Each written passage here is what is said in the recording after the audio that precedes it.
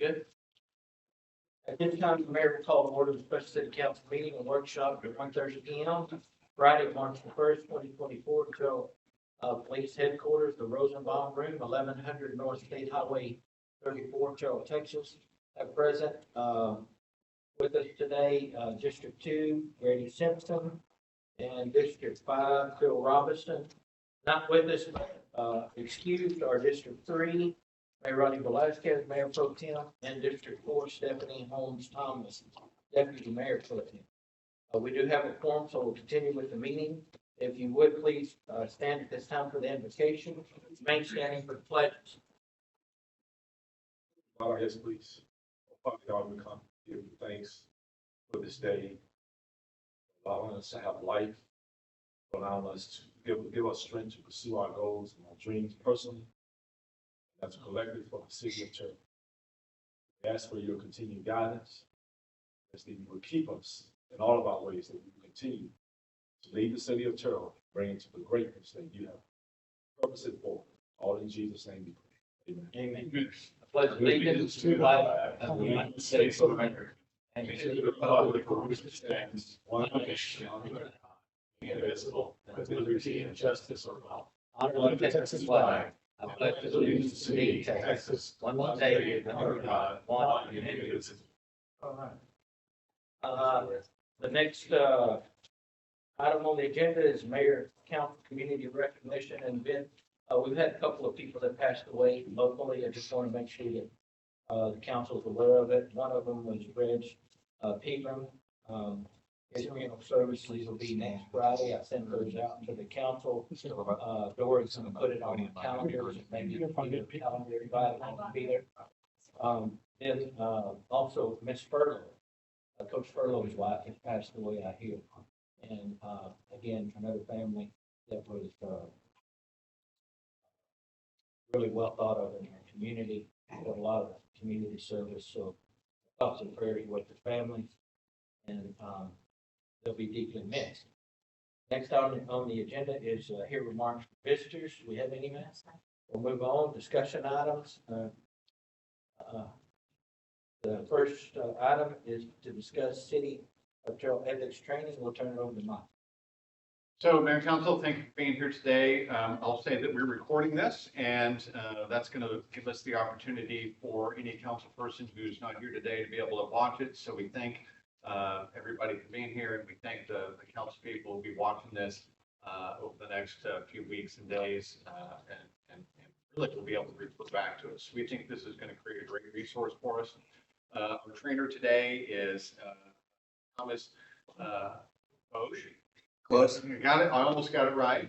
And I will say that I'm excited about this because I think that one of the most important things that you do when you start building something new, and you build an organization, and you build a vision for the future, is you stand off on solid ground.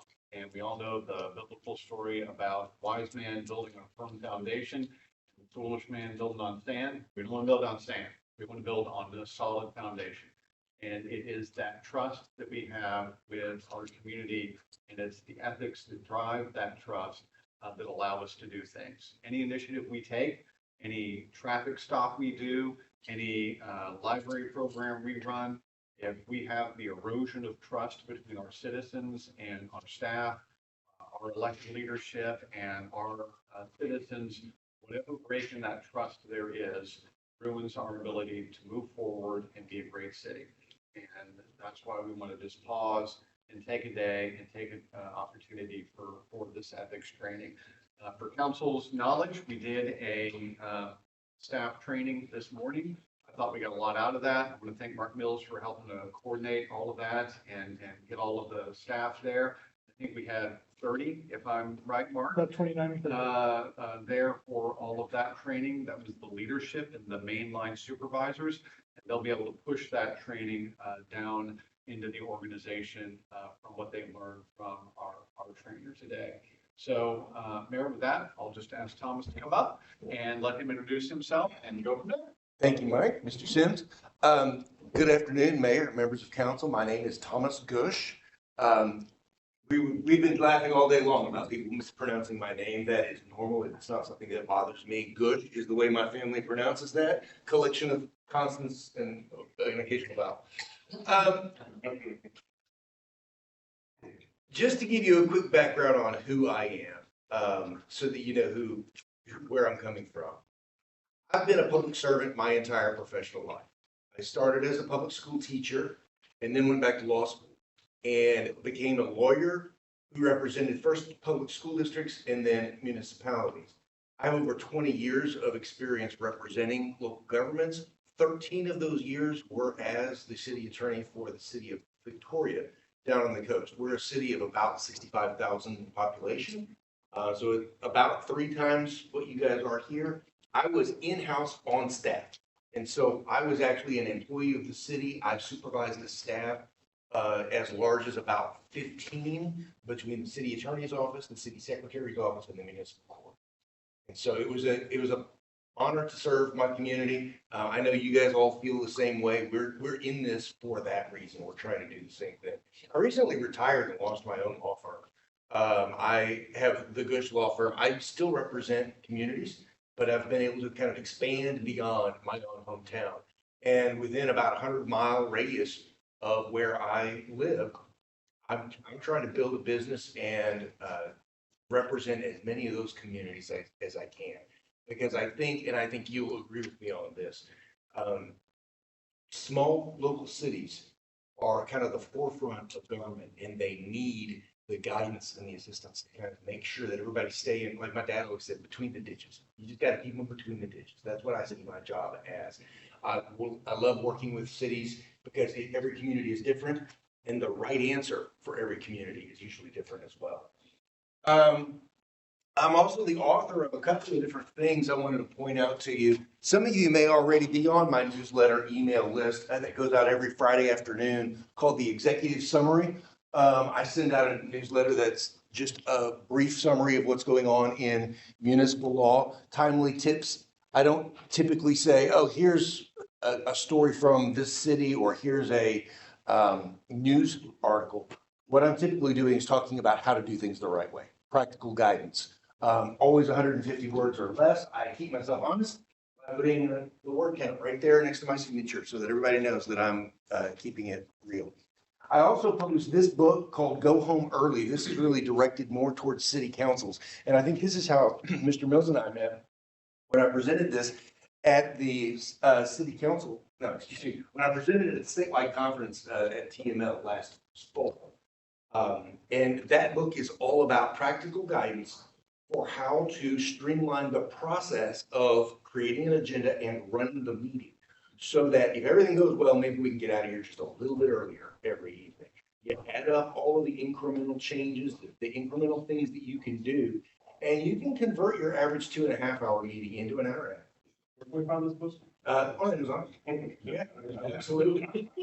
Mike, hey, Mike, we'll get an order for everybody. That's great. That way. That'll be fantastic. Okay. I attended that class, Stephanie Thomas and I did, and got a lot out of it, and that's been some stuff that we've actually been applying since October. It's not your typical legal guide. It really is just practical information. It's not really big. In fact, it's not even as big as it looks because half of that is sample documents, like a sample agenda, a sample memo, right? What a resolution should look like. It's really just quick tips and guidelines. I'm all about my whole practice. You can tell from the executive summary. This is where I think my clients want to be. They want the quick answers. They want to know what they can do. They don't want me to spend 4 pages writing about legal opinions. Okay, so that's kind of who I am and how I run my practice. We're here today to talk about ethics. We've got kind of dividing this section into, or the whole session into different sections. We're going to start off talking about public relations and issues. We'll end with some more specific ethics or HR issues. Try to get to some real practical drilling down into those things towards the end of the day. Note that I did not put times on when those breaks are going to occur. Roughly in my mind that it works out to about an hour each session, but if we run long in one session and short in another, that's fine with me if we're having good discussion about what we're talking about at the moment, okay? All right, the touchstone of ethics to me is, as a starting point for where we are today, a set of established guidelines defining proper conduct is kind of what the definition of ethics is. You guys have adopted a set of guidelines, established guidelines. You have a policy, an ordinance that was adopted in, I think, 2020. It's ordinance number 2845. It is the code of ethics for the city council. We will touch on that as we go through this presentation, but this presentation is not intended to be a discussion of here's what your rule says and here's how to follow it. Because ultimately, you can read those 4 or 5 pages yourself and you can get those rules. What we're here to talk about is more of, again, the practical application of how we can work as a city to try to bring ourselves up a level. And we're starting with PR, believe it or not. I love this story. This is a great story. How many of you remember the time that Kentucky Fried Chicken ran out of chicken? So this is about 6 years ago. It was over in England. And they, the restaurants, it started in, don't get me lying now. There are over 900 restaurants in England. By the time this thing was over, 600 of them had shut down. This was an episode that lasted about 2 weeks. It made international news. This first headline is actually from the New York Times, okay? And so we're talking about an issue that everybody heard about. We got, I don't even know where that was. People have gone chicken crazy. What the KFC crisis means for the brand. The worst part of this story was they had chicken. They had plenty of chicken. Look at the first line of this story. Logistics problems left the firm's UK supplies stuck in a warehouse. They had just transitioned from, I don't know who they were using before. They had just started using DHL as their logistics provider, just to move chicken around the country to make sure it got to the restaurants on time. And there was some sort of teething problems, and they didn't get their chicken for 2 weeks, a little over a week. Obviously, this is not what you want to see happen if you're in the business of selling chicken sandwiches. And so, as often happens in corporate culture, when there's a snafu like this, their PR team went to work and they created what I think is one of the best responses I have ever seen to corporate failure on this scale. They ran a full-page ad in one of the London newspapers, and this is what it said. I love that.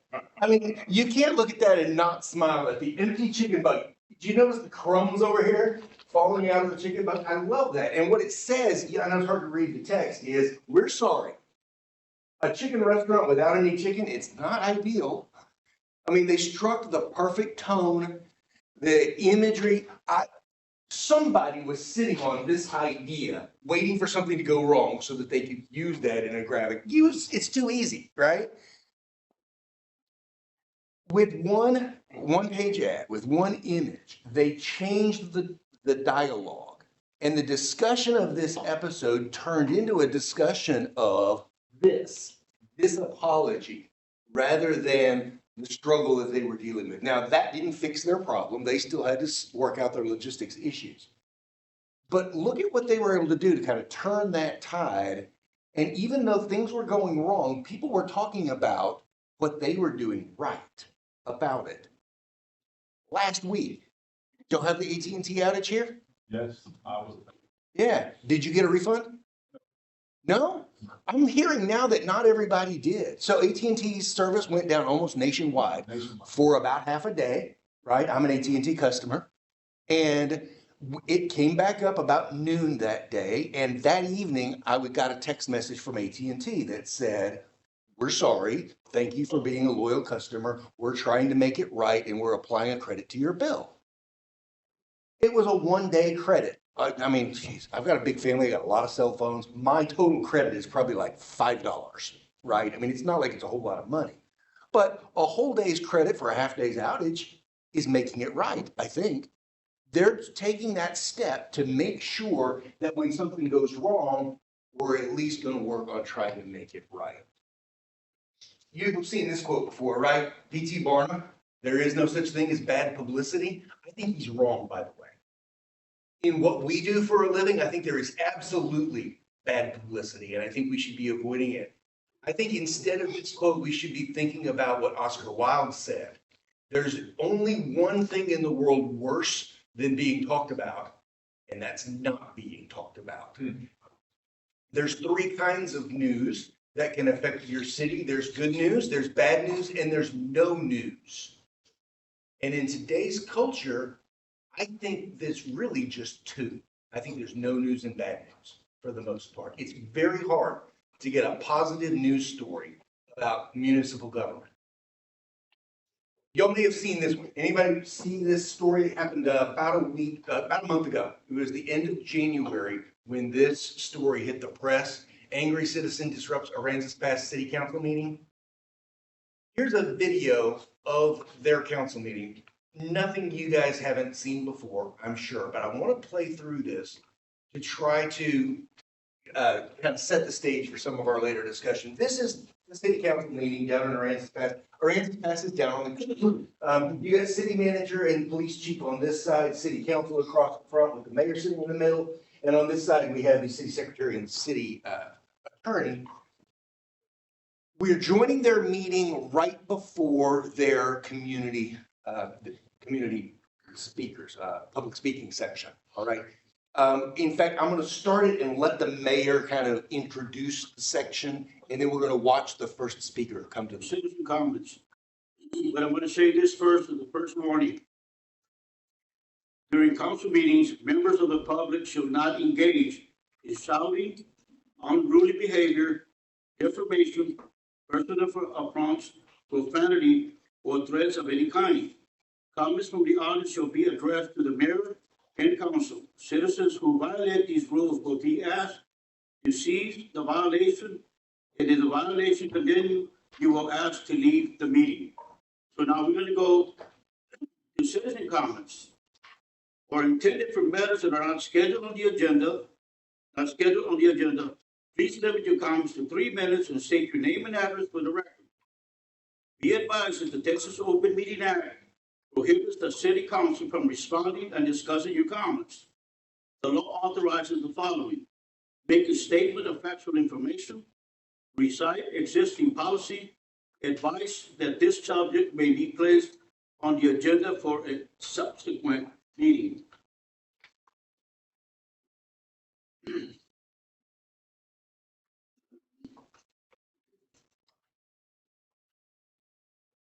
Jason Follow, one of the only people in the room that tells you the truth.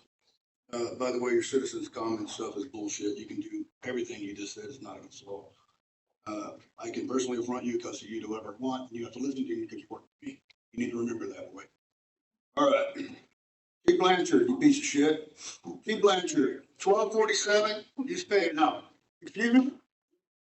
I just read you. And you're lying to the public. I'm not gonna put off. I'm not gonna put any defamation cover character. That's not defamation. I don't care. You- I'm not gonna put up with no profanity or anything. You either act like an adult and speak right to everybody that's here, and you have the privilege to speak your mind. For 11 minutes. You work for me, or you need to remember that. That's your warning. Okay, I'm telling you. Now rewind my clock when I finish my statement. Thank you, sir. Chief Blanchard, $1,247 fitted suit you stole from the company, from us. You work for us on 9/10/23. Terry Scruggs, you lied to the public. Terry Scruggs on Facebook stated that these personally fitted suits was pre-approved by the council and manager in 2011. Jason Knight's dad was that was that mayor then. Guess what he said, Kerry? Never approved that. All you want. Modifications to the policy manual took place almost 40 days after I complained about it. Y'all modified it. Why did y'all modify it? You know when it was modified before, Kerry? Not 2011, I do. 2019, 2014, 2004. You lied to the public. Even with the recent modifications, a Class A uniform is the highest uniform APD has, and it is not a suit, you scumbag. Uniform Class A, did you have a dress hat? No, you did not. Long sleeves, did you have that? Yes, you did. Tie, yes. Trousers, yes. Skirt, I mean, maybe. Mr. Mayor. Black belt, I'm talking, it's my turn to talk. Attack once again, Mayor. Peace, will you, I don't give a crap what you say, you piece of shit. Okay, no, once again. It's a First Amendment right. Violating the rules of the I'm not violating. I'm not guilty. me. I'm not. What First Amendment right is not violating? I'm not. You're either gonna respect this place or you're gonna be asked to walk out. Am I under duress of arrest? You're gonna go to jail if you. I'm gonna be arrested, fine. I'm gonna stop the video right there, but I want you to notice the next guy walking up had his camera out as he walked up. The guy who walked up to the podium next was his attorney. Walked up, he's been filming the whole thing. He walks up to the podium, he sets his camera down and he says, "Gentlemen, I just witnessed a violation of my client's First Amendment rights." And then he starts to go on about how the whole city is violating the law and how this is all First Amendment violations, all right? The fact that he showed up with his attorney in tow, ready to make First Amendment arguments, should tell you this was a setup, right? This wasn't just somebody who was upset. This kind of stuff is what we are seeing a lot lately.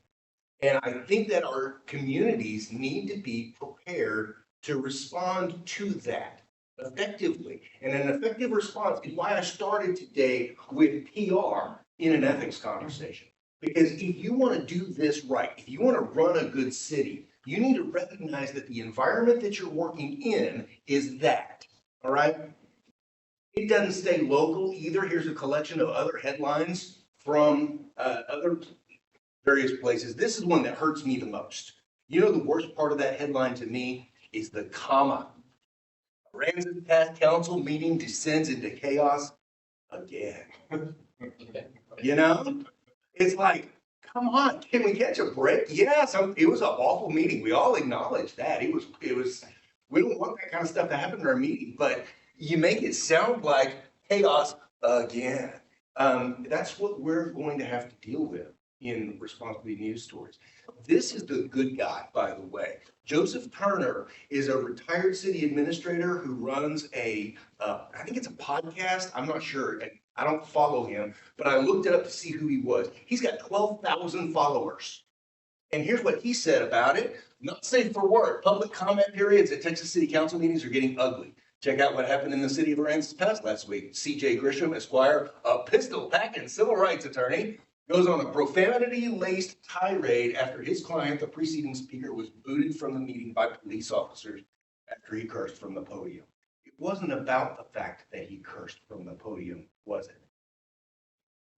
The attorney's argument, which is a good legal argument, is profanity is protected by the First Amendment.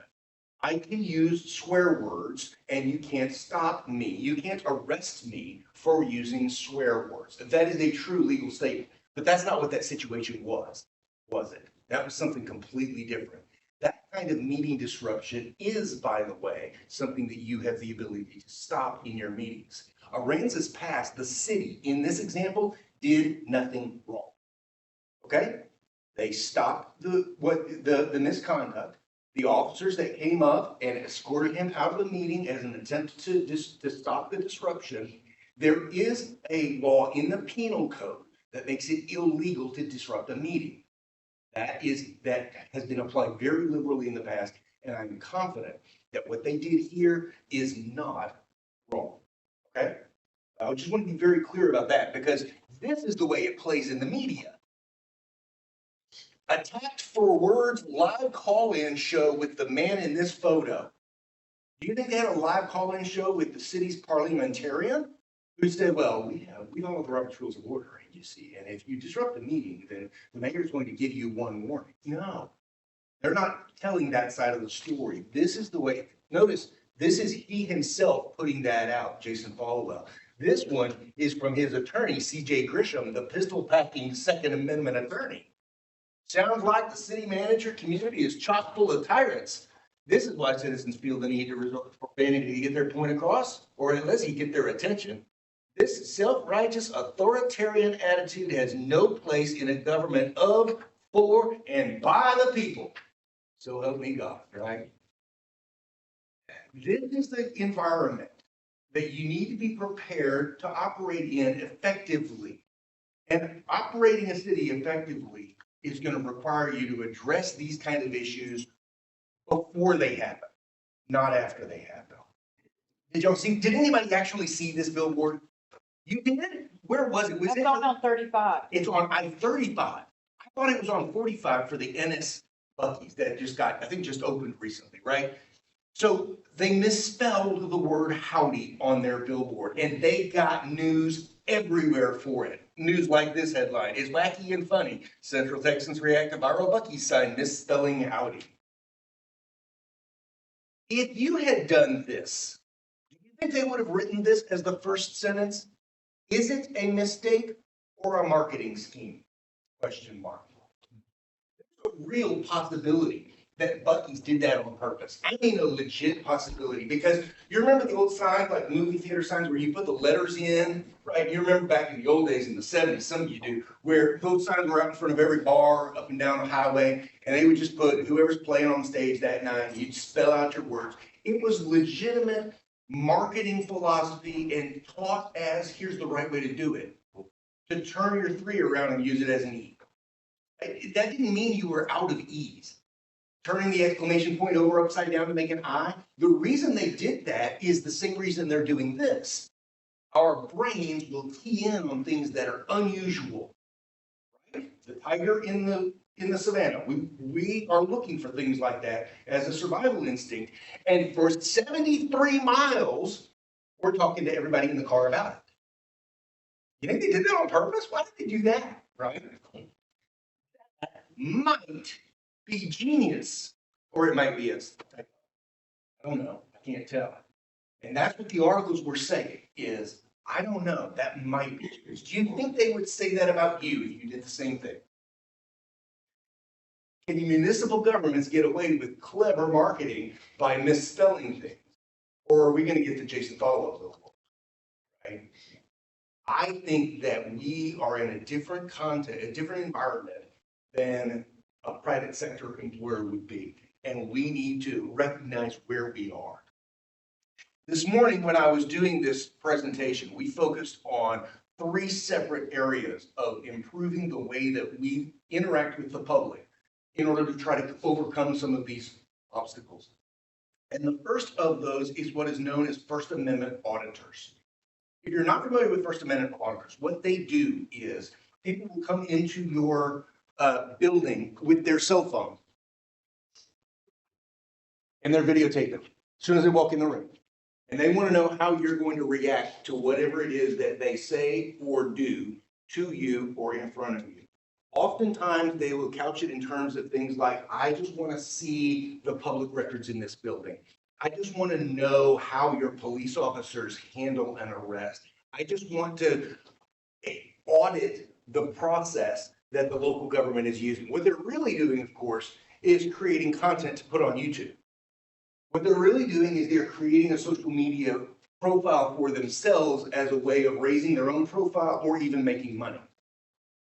They will push buttons and they will try to get people to react poorly.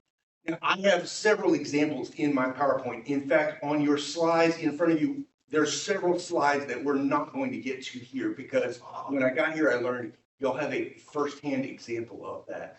And Interim Chief is willing to come forward and talk about his experience with what we now call First Amendment auditors. This was long enough ago, and they probably didn't use that term, do you think? Not. Okay, so I'm going to plug in, I'm going to jump out of the video right quick, out of the PowerPoint in order to jump into this video and let him talk about his experience.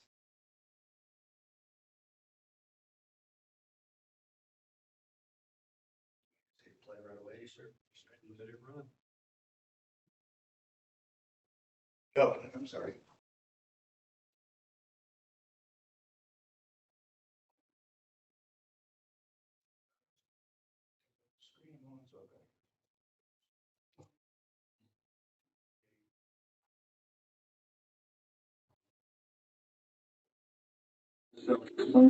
But watch what happened when our undercover investigator, Paul Parker, walked into the Terrell Police Department. Parker says he doesn't want to give details. He just wants to know how to file a complaint against an officer. And if there's a complaint form, he can take home. But you're gonna have to start with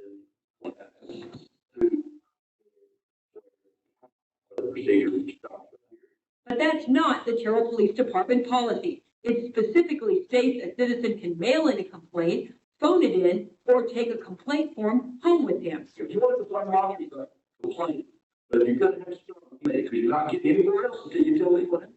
Okay, well, that's my job. That's why I'm here. Okay, I'm saying that, if an individual was harassed or abused an officer, and they might be intimidated or uncomfortable coming in and speaking to another officer, they might just want to take a form and fill it out or write down a letter in regards to that. So that's not. What you're asking for doesn't exist. Parker keeps asking if there's a form he can take, but this officer is not going to give it to him until Parker tells him what he wants to hear. I'm not refusing, officer.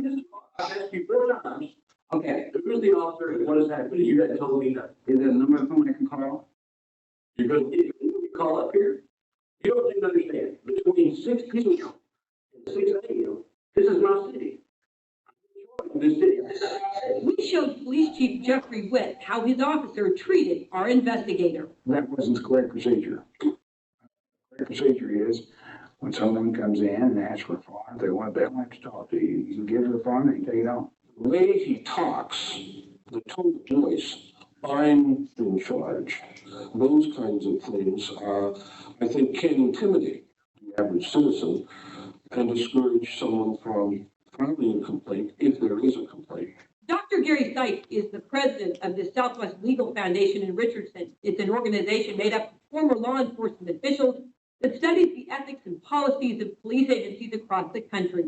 He says this officer's demeanor wasn't just discouraging, but unprofessional. But clearly, turning around and constantly spitting in front of that person obviously communicates a kind of contempt for that person. That is rather embarrassing. I picked up on that. I think that obviously we have some people need to be some training in that. What's one of the scariest side of? Make sure he's not gonna yell at me again. I'll switch it back while you talk. Bad, right? You see that and you go, wow, what was he thinking? What was he doing? Well, I'm gonna share a couple of things with you that I think will help us as a city, help employees and staff members of the city to not find themselves in that same awkward situation. And the first one I'm gonna make is know your policy. Know your policy. And the question is, what's the policy as opposed to what we really do? Because if those are not the same, you need to make a change. Our policy on that day in the middle of the summer in 1995 or 96, 28 years ago, was that you could take a form home with you. But part of that policy said that it was supposed to be prominently displayed in the lobby that says how to make a complaint. That wasn't there. Chief didn't mention that in the criticism of my conduct and my behavior. Okay? Know what your policy is and train on the actuality of the policy. While we had that written policy and most of us knew what it was and had seen it, that was not what we actually did. What you saw is what we actually did. You said, hey, well, tell me what happened. Give me some information here. Let's go sit down and talk about it. Let's get to the bottom and find out what happened. That's the scenario was. So if you will know your policy and you'll follow your policy, the policy's there to protect you. So know your policy. The second thing, don't judge a situation prematurely. It's 3 o'clock in the morning. I was dispatched to an angry black man in the lobby.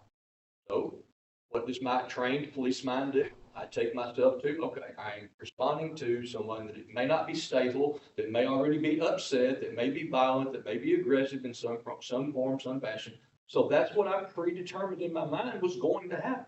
So as soon as I got there and he didn't cooperate, or he didn't give me the answer that I wanted, it escalated, and it escalated, and it escalated. Instead of having a calming effect, which was what the desire is, just to calm things down instead of escalating things. So I reacted based on what I expected the situation to be, and then I perceived that perspective as he didn't do what I thought he should do as being accurate and correct. The third thing, the media is not your friend. The media is not your friend. Fox 4 touted all of these great words about how their mission in this was to just find out what would happen if you wanted to file a complaint. That was not what this was about. They had 3 different actors. Each of them came in and purported some level of needing to file a complaint. Some were helpful, some were polite, some were cooperative. I got Mr. Uncooperative. Right? That just happened to be the one that I drew in the scenario. This was completely misrepresented in every level. Now, did I say those words? Yes. Was I out of line? Yes. Did I say and do things that were not representative of this city and it made us look bad and put us on the map? Absolutely. But this was misrepresented. What you saw was about 40 seconds. What you didn't see was a 22-minute exchange. Okay? You didn't see me at my best. You didn't see me when I said, please, thank you, let me help you, sir. Sir, I'm just trying to get to the bottom of this. You didn't tell me where it occurred. You didn't tell me what agency was involved. I may need to direct you to. You didn't see any of that. All you saw was by the time he had pushed my buttons, and by the time that I got angry and I elevated my voice, I changed my entire demeanor because he was an uncooperative party that wasn't giving me what I needed. See the difference? It was completely misrepresented in the way that they did it. And then you have some psychiatrist, shrink, lawyer of some sort that has said all these things about me, having never met me, never interviewed me, never talked to me, never done a psychological evaluation of me, but has the audacity to stand up there and say that because I spit in a trash can, that I was showing some kind of contempt for the black man. Complete misrepresentation of how all this went down. So that brings me to the the fourth point. Don't let somebody push your buttons. Don't let them push your buttons. What happened to me was that I let this guy not cooperate. I let this guy not give me the information that I believed was necessary and imperative for me to move forward with an investigation, and I let him get my goat. And what happens when somebody gets your goat? You lose your cool, you say things you shouldn't say, you act in an inappropriate manner as you shouldn't have, and there are consequences to that. What were the consequences of this? Embarrassment, humiliation, not just for me, but for the city.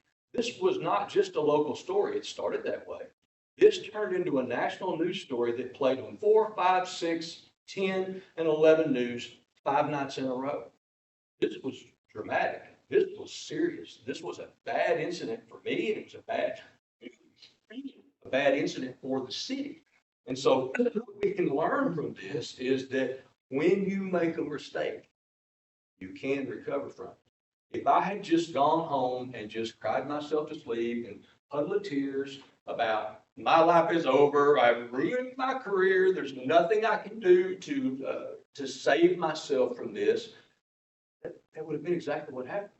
But I didn't do that. I learned from that experience. I went from the guy that violated all the policies and broke all the rules and treated somebody in an inappropriate manner to the guy that writes the policies. Most of the policies that we go by in the Trail Police Department, they own the author. Now, that's 28 years later. But the point being made is that I didn't just let that define me. It didn't affect my goals. It didn't affect my future. It didn't affect where I was going. It's important to note that after that incident, I was promoted to corporal. I was then promoted to sergeant. I was then promoted to lieutenant. We restructured the department. I became captain. I then was promoted to deputy chief. And now I'm serving as your interim chief. If I'd let that one incident completely define my future, I wouldn't be standing in front of you today. So think about this. I was 22, 23 years old when that happened. I had hair. It's been that long ago. Just because you don't let something that's bad happen define you, and you can learn from it and you can grow from it, doesn't mean you're immune from the consequences. Okay, I was removed from my acting supervisory role for a week.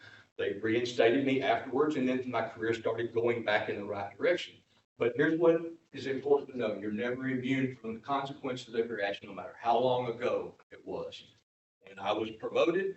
This video made its way into the police department, and it got circulated. When I was promoted the next day, it made its way into, this went on every single time that I was approaching a new promotion or I had accomplished something great in my career. Somebody, still unknown to me, circulates this through. Ricky, did you get it? Came straight to the mayor this time. It was about a week before I became your interim chief of police. So you're never going to be completely immune from the consequences. But the point is, don't let it define you. Be able to rise up above that. Use the experience to learn how to change and become effective in the police mission. I want to leave you with this quote. Behind every strong person is a story that gave them no choice. Thank you, Chief. Profound, I think, testimony, and better than anything I had prepared to talk about with respect to the First Amendment auditors today. That is firsthand. And let me tell you the two things that struck me from that story. Right? Number one, what he said to staff this morning, he said, I'm not the same person I was then. Right? We learn and we grow from these situations. We become better people, right? Like you can say the wisdom. What's that old quote about wisdom? Being wise is about learning from a bunch of mistakes that you made because you weren't wise to begin with, right? You wouldn't have made those mistakes that you had to begin with. The second takeaway, and I told him this morning, is how much I respect people who are willing to stand up in the front and say, mea culpa, I was the guy who made that mistake. Let me help you learn from where I came from. And that's what we're really trying to do today. This morning in this session, we talked about the First Amendment auditors and how these situations happen. And we drilled down into very specific do's and don'ts for staff. They're in your PowerPoint in some of the slides that I'm going to skip over because those are really staff level issues, okay? But we talked specifically about how we can grow, how we can learn, and how we can move forward. And I want to do the same thing here with council tonight. This is, I'm skipping forward, by the way, this is slide 25 if you're following along on paper. This is an incident that happened about 2 months ago at a school district, Victoria Independent School District. And what I want to do at this point is use this as a learning opportunity. I'm going to show you another incident that happened similar to the one that happened in Port Aransas, all right? And I want to have a discussion afterwards about what did that school board do right? What could they have done better? And what should we take from that for here in Terrell? Are there things that we need to change, lessons we can learn? What should we be doing in order to be prepared for when this comes up? What I told your staff this morning is the first time that something happens, your staff is going to react very poorly because there's so much anxiety about what's going on here. I don't even know what's happening here. Brain starts racing. But if you do something once, then the next time it's easier to handle. So let's have that kind of practice session here where we think about what we would do differently if this was us. This is Victoria ISD. They are just about to start their public comment section. This is Board President Mike Mercer in the middle. He's the one, he's going to be reading from a script at first. I'm going to let him read his script the same way I did for the Port Aransas thing, and then we will listen to their first speaker as well. I'm going to let this video run all the way to the end. It's a little, I think it's about a 5-minute video. And I want to be thinking through what we could be doing better. Item number 5, public testimony and open forum. Public testimony and open forum is an opportunity for our community members to address the board. This is your time and it's your privilege to say whatever you want. However, with that privilege comes some responsibility. I encourage each of the speakers to remember that we are the adults in the room and have a responsibility to model appropriate behavior for the students we are all here to support. Additionally, if within your comments you include complaints or charges against a VISD officer or employee by name, you'll be stopped by this chair in accordance with section 551.074 of the Texas Government Code. At that time, you will be given the option of continuing your comments that do not involve specific individuals by name, foregoing the rest of your comments to file an official grievance against individuals based on the current policies GF legal and GF local, or the board may adjourn to closed meeting under section 551.074 of the Texas Government Code to hear such complaints or charges.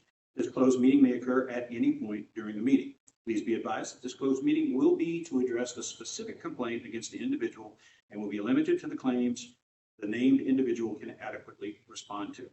And finally, pursuant to Board Operating Procedures Policy BED Local and the Open Meetings Act, TGC 551.042, the board may only respond with specific factual information or recitation of existing policy in response to inquiries in the public comment.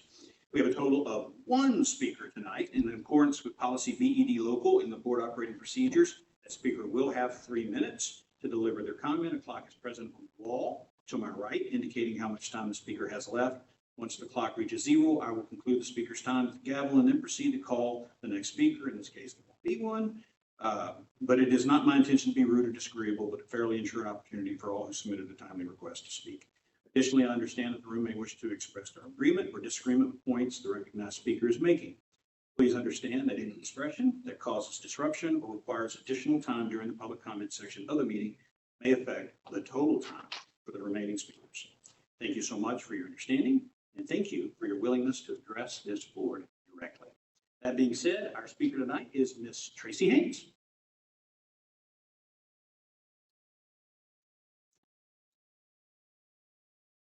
Good evening. Tracy Haynes, mom of Bree, taxpayer in Victoria ISD. I'm speaking tonight on information item C on the agenda, 2024 Magnet Pathway Project Grants, which is also known to include DEI, diversity, equity, and inclusion. I would like to provide an update to this board regarding a formal grievance I filed against Victoria ISD superintendent for violating his superintendent. Excuse me, I'm going to have to stop you there, Mrs. Haynes. At this point in time, you're named an individual person. At this point in time, you're gaveled out. I'm warned in the preamble. I'm speaking under my specifically First address Amendment an right. individual I'm as an speaking officer under or my an First employee of Amendment right. VISD. I would love for you to take that up. My At this First time, Amendment we right. rest on our operating procedures and While our policies here at representing VISD. VISD, I'm going to public ask you information one more requests time revealed to cease and in desist detail before I ask that you be officials escorted away and from the podium community stage. leaders to gain support. In your package, you'll One more find time. the main email Excuse me. template from VISD Security. requesting letters of support from elected officials and community leaders.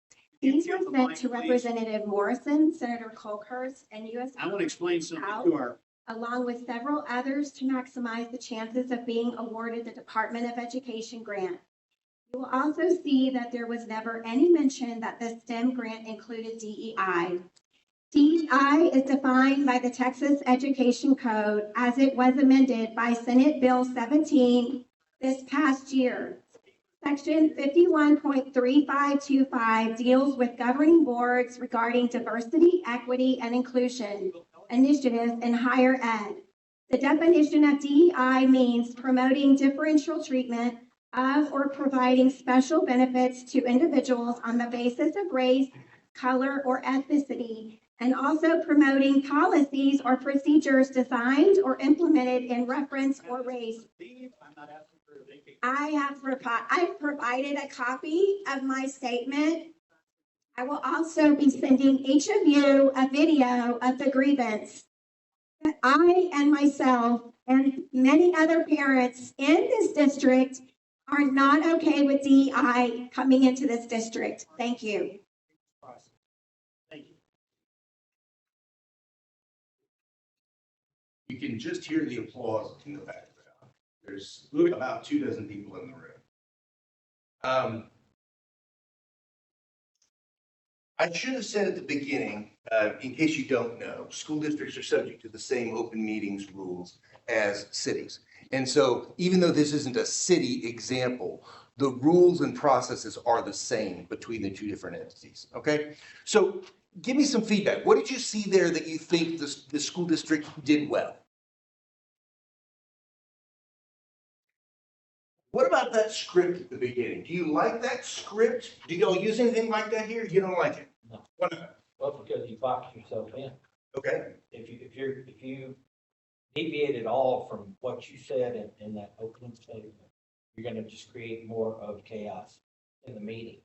You have a right to have a quorum, and you have a right, to have rules related to the meeting. I don't know that you need to tell them that, and that way, when they become disruptive, you just say, hey, you know what, calmly, we're gonna keep the quorum, we're gonna keep our, rules related to our meetings. You're disruptive, so we're gonna recess, we'll come back. And so if you were in this meeting, in this situation, you would recess the meeting. Yes. And just stop. Did you hear Mr. Mercer, the board president, say, please cut the mics? Yeah. I asked him, what happened? He said, I asked him to cut the mic. They cut my mic, not hers. Right? Recognize that in these high stress situations, things are going to happen that don't go the way you want them to, right? I think that the script that he reads is too long. People stop listening, but it's really good. If you were to go back and listen to it, I know the cultural differences between education and municipal kind of interfere with this to some extent too. He talks about we're the adults in the room, we're watching out for the goodwill of our children. Those kinds of concepts don't really play in city councils. But if we think back to what the Port Aransas mayor did at the beginning of his, he did the same thing. He said, we're not going to allow disruptions. Among the kinds of disruptions that we're not going to allow are personal attacks against any person up here or city staff. State law does allow us to go into executive session in order to hear those things, and you could recess in the middle of that in order to go out into executive session, hear those complaints directly off screen out of the public, and then come back and resume the rest of your public comment. I'm telling you, that's not what the person at the podium wants. And if you look at the way she reacts when the assistant superintendent first walks up to her, the guy in the bow tie, and she just wraps her hands like this and just latches on, and she leans into the microphone, and you can hear her tensing up. Her full body, she came into this prepared. She knew she was not going to leave the microphone. By the way, the policy that he put in place, or that he announced at the beginning that he's using to try to stop her, is when she refers to the superintendent and say, I have filed a grievance against him. They have a very hard policy in that district and in most districts. That policy, the grievances are not going to be heard at the dais. They're going to be handled through a very elaborate 3-step process. And we're not going to do that here. Let's go through the official process. And so they are trained, that school board president has been trained to cut that off as soon as it starts. And she knows that because she's done it before. She is known in the community for getting the prior assistant superintendent fired, or at least she claims credit for it. She's been down this road many times. She knows exactly what she's doing. What else did you see there that you liked or disliked? I don't like an initial sort of speech that's giving kind of framing a discussion. I think it's going to chafe people and cause some issues when you start presenting, the opportunity to speak to us as a privilege. You have the privilege to speak your mind here. It's a privilege. I think that people sort of look at that in a negative light. They have the right to speak their mind about their government, whoever represents them, especially in our circumstances. The school board is maybe slightly different, but I think that they have a right to speak their mind to us. I think in a lot of ways, I understand the thinking there with regard to shutting it down if there is truly a personal attack happening, but we can have a little bit thicker skin than having to immediately just shut everything down because someone mentions a name or because someone does something that's ever so slightly offends us, or let her finish, we move on, she said her piece, and it's no harm done, no reason to cause this giant scene and shut everything down, and now we're all going back and forth talking over each other. It's just so if he had not tried to shut her down and she read her pre-written statement for her 3 minutes and then left the diet, do you think that would have been better overall? Yes, dramatic. Because you wouldn't have this video circulating on social media now. Well, the way I look at it, she already has a false sense of power because she's already some credit for defining the other, superintendent. And to me, was to disrupt her and say she can't say that. To me, it was just more a stronger sense of empowerment and a more rooted, her being more rooted in her understanding of what she was trying to do. It kind of like empowered her. Right? To me, it was a situation where I agree with Councilman Field. I mean, just let her say what she had to say. Yeah. I mean, I'm a council member that's been under attack. She's nowhere near as disruptive as Jason Foley. And Jason, now that right. Don't need to be. He needed to be escorted out of the escorted out. That's it. Yeah. But I just think with her, I mean, you have to. I think as a council member, the leaders, you have to really use a lot of strong discernment, and you have to be present in the moment to where your emotions are not dictating your behavior. Right. I mean, you have to be disciplined as a leader. I mean, I've been under personal attacks. People said things, and I just allowed proper order. Mayor said, "Hey, we're not going to have attacks," but I wasn't going to stand up and attack back. Yes. So that's just really how I see it. I think that was a situation where they just let her say what she had to say, move on. What I think what they did at that point was just strengthen her cause even more. Absolutely. So let me bring this down to what is my recommendation for most communities, is that you do have rules and guidelines about who can speak, how long they can speak, right? That we're not going to tolerate disruptions. But I think y'all are picking up on the distinction between this video and the other video, that it's a more nuanced situation. If we had just let this woman speak, she would have said something we didn't want to hear. But we're in the business of letting people tell us things that we don't want to hear. On the other hand, because people like Jason Followell are out there preparing to come to your meeting when their time comes, I do think you need to be ready for those situations. And I do think you need to preface your public comment section with some sort of rules of decorum. Yes. Remember that our dais in our council meetings, in the eyes of the law, is what we call a limited public forum. That means we're allowed by law to put in place time, place, and manner restrictions. How long can you speak? Where do you have to speak? What manner can you speak in?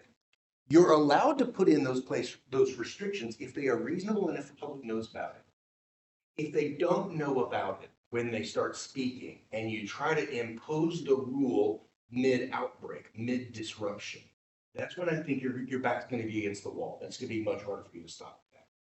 So I encourage you to think about what you can be doing to meet in the middle for your community, because something like this is going to happen.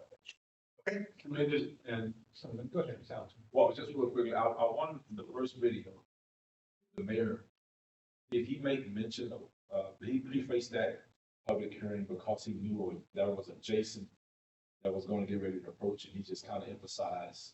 That's a great question. I don't know the answer to it. Did you notice the police officers were already wearing that appeared to be more than just their typical bulletproof vest. Okay, I think they knew something was going to happen. I think they were. And I'll tell you, with regards to the superintendent, the school board one, because I did talk to the board president. He knew she was coming. I said, I want to know, do you read that full script every time? And he said, Yes. about half the time. I said, that's a problem. That's a problem. Because if you only read that script when somebody is coming up that you think you're going to disagree with, then it looks like you're trying to squelch some comments and allow others. And so if you're going to put something in place, you must be It's consistent. got to be consistent. That's my. Yeah. So, I'll give you a couple notes. And I'm going to say I really agree with the two council members over here regarding can I have a little bit thicker skin, please? You know, whenever you're in leadership, then you're gonna get some nasty talk, right? And so to me, I'm sitting here as city manager and I'm thinking the superintendent can't handle a 3-minute speech. I mean, Yeah. you know, let's go. Yeah. You know, and now I got it because to a certain extent, I think to me, that's a comment for leadership. Right. On the other hand, if they want to talk about the youth librarian or a teacher, I could see where you would then change your tone and you would say, hey, that's a downline employee. The buck stops with the guys in charge or the lady in charge or whoever it is. I think that's part of the discretion there because you don't want a downline employee being attacked. Yeah. Then the other thing I would say, going back to the Jason follow-on one, is that, man, I'd be a pretty unhappy city manager in that situation because I've got the police chief yelling at a public speaker. Because as much as the Jason Followell guy was out of order, staff reacted. And that's a terrible, that's a bad moment. Yeah, and You have to defer to from a staff point of view, we have to defer to either the city attorney or the mayor. The guy with the gavel or the lady with the gavel, whoever's got the gavel as the head of the meeting, that person's either doing a good job or they're not. Right? Yeah. No offense, right? But it is what it is. And if the city attorney isn't gonna raise his or her hand and say, hey, we're off kilter here, then there's, I could lean over and say, hey, Mayor, how about this? But it's going to be up to that decorum enforcement there And so to think that we had an employee, the police chief, start a shout back and forth, right? No, you don't need to be doing that at all, you know? So that's it, those, I just wanted to tell you those two comments there. I find those videos excellent teaching tools. No, I agree with the thick skin. I'm more protective of my council than I am of me. You'll hear me and a lot of you say, hey, direct this to the mayor. Right. You want to be upset with somebody, be upset with the mayor. You guys are here to serve. And so if you want to attack me and accuse me of something, I'm good with that. Yeah. But these guys, and they're doing all they can for the city. And that's what I would have to, so. Not following the rules, let's research. And give them a time to calm down, but you're right, they have a right, and if you can't take criticism, if you can't take somebody upset with you, and I've done it a lot during the annexation, and they have a right to be upset. What they don't have a right to do is instigate everybody else and rile everybody else up. No, this is a discussion between the mayor, you, and the council. Excellent. So to put a pin in this so we can move on, because we are running long already. Here's some homework I want you to do, Mayor. I want you to have a conversation. It sounds like you guys are in a transition period with your police chief. When you have a new police chief come in, or maybe even now with the interim chief, I want you to have a conversation about what kinds of things might be likely to arise in a meeting that we would classify as a disruption, and where that line is for you. What do you think is the appropriate place for the chief and the officers in the room to start engaging or ramping up and getting ready? Because I've worked under 4 mayors when I was in-house, and every one of them had a different threshold. Where do you want some assistance? Do you want them to wait for you to say, arrest that man? Or do you want somebody to step in earlier? That's not a conversation we need to have now. I want you to have that offline before something comes up in your meeting. Okay? All right, let's move on forward. I'm going to get through some of this. Oh, here's my slide first. The questions we were just now talking through. All right. This morning we talked with staff a lot about social media use and how they can help get that message out. Remember, going back to that notion that there's good news, there's bad news, and there's no news. And in your community, only 2 of those are circulating around unless you are creating the good news yourself. And so we talked about how to encourage staff to use city social media in order to get the good word out. I talked with your social media director, your communications person after the session quite a bit about the things that she would like to see happen. And I will tell you, I think she loves the fact that council supports the notion of staff pushing positive information out and finding staff resources. I think she is open and welcome to having more communication. And I think most cities need to be doing more communication. So that's kind of putting a pin in most of what we talked about this morning with social media. However, there are a couple of slides in here about social media for council members. And I do want to talk about this with you guys. I don't think you guys have city-owned social media accounts. Are there any city-owned mayor of the city of Terrell account? No. Allison had to ask the mayor, that's the only thing I know. Okay, I didn't think y'all, most city governments don't. And so I'm going to move right past this slide. And instead, I want to talk to you about your personal social media accounts and the things that you are doing as individual people in the community, not as a member of the city council, because you know how gray those 2 areas get. They overlap, especially during campaign season, okay? When you are doing, making posts on your own personal social media accounts, you are not posting on behalf of the government, but the people reading the post can't tell the difference. They can't, all right? I could have played you another video of the same kind of situation where that same school board had a problem with a school board trustee posted something, regretted posting it, and deleted it. And she was getting lambasted for the deletion, not the post. All right. This is a records retention issue, and you're supposed to hang on to those records forever, and you can't go hiding your comments from letting other people see them. It was ugly. All right. So the things I want you to pay in mind, we're talking specifically here about local government or non-local government owned accounts. The records retention rules do not apply to you. You can delete things off of your social media accounts. You can curate the comments that are being made by citizens. The First Amendment rules do not apply on your personal social media accounts. When we talked with your staff this morning, we told them if a member of the public posts something on your official government social media page and you delete it, you're squelching their First Amendment rights. When you are acting as a citizen, that First Amendment is not included. But again, citizens can't tell the difference. What I encourage council members to do is to make a decision and stick with it. That either you are going to turn off comments on your social media for all posts, and you're never going to allow people to give you feedback on social media. Most politicians have your reaction. They're like, no, that's not social media. The whole idea of social media is to be social, right? Or you let it all back, right? You treat it as if it is a First Amendment right for people to respond to you on your site. And if they say something you disagree with or something that is ugly, we talked this morning, it's like a bull ride. It's the 8-second ride. You saddle up and hold on and go for the ride. It's only going to last 8 seconds.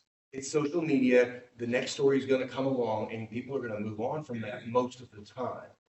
But you need to make a decision early and then stick to it. Are you going to allow comments or not allow?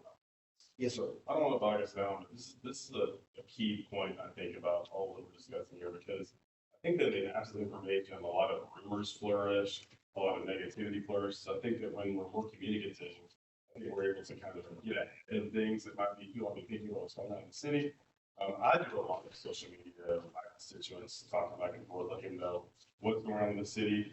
But I do think that your behavior and your activity on social media, it does require courage. Because when you put something out there, you know, immediately you might get 10 different people who are mad about this or that, or even like a celebratory comment might result in 5 other people saying, well, what about this then? What about that? But the thing is, it's not going to hurt you. You know, just address those comments too and say, well, we're working on that. You know, but I think a lot of times we err on the side of, let's just not say anything for fear of there being any kind of backlash, any kind of negativity. But I think we should err more on the side of being more communicative, because I think that, you know, that people are very appreciative of their city, hearing them and being engaged with it. Yes. I totally agree. And I think you're repeating what I said a few minutes ago about the community. The city needs to do more in terms of getting the word out and saying more and putting information out there, because that's the only way you can compete against bad news. I want to wrap this up with this is kind of a legal disclaimer for me. I do not advise candidates in election rules, okay? Anytime that I'm talking to politicians about what they're doing kind of on that fringe between being a citizen and being a council member, I have to acknowledge that there's a point in there where you're also a candidate, and there's a third set of rules that apply there. And so I'm just encouraging you, when it is your time to run and you're a candidate, to be sure to get some advice about following those rules, because they may be different. We talked about this morning about employees being ambassadors, and this is the take-home message from that part of the conversation. Not every employee posts on social media, but every employee interacts with the public. And I think that we spent a lot of time this morning talking about how to train those staff people and why you should train those staff people to reach out to the public and have those interactions in a positive way. Yeah. All right. Here are some of the preliminary questions. The question that I have for you on this front as being an ambassador is, how well do you personally, as a council member, communicate the city's vision and plan? We're going to pick up with vision and plan and mission statements after our first break. I think we would take a quick break right now, Mayor, if that's all right with you. And then let's come back in about 5 minutes. My clock says right now it is 3:11. Okay. We're going to recess in 5 minutes. All right, we're going to reconvene in the regular session. Go ahead. Thank you, Mayor. I gotta grab my clicker. We're ready to dive into the second section of our presentation today. And this second session really is talking about governance issues. And governance is a broad word that we use to describe the relationship between senior management, the board of directors, in this case, city council, and the residents at large, all right? So we're really talking about big picture issues of how to do the business of the city in the best way possible, all right? One of the concepts that has been pushed heavily among the governance professionals over the last, 20 years at least, has been the notion that cities should have an adopted mission and vision statement, a mission statement and a vision of their future. And most cities have gone to developing those things. And we had a lot of fun this morning talking about the fact that Terrell doesn't seem to have an adopted mission statement out there anywhere. I went back through a lot of documents that I was able to find online, and I found in the 2015 budget a statement that said for the legal department, their mission statement was to provide legal services. Like, whoa, that's great. That clears that right up. I mean, I'm glad that is your mission, but typically you're looking for something a little more aspirational than that, right? Right.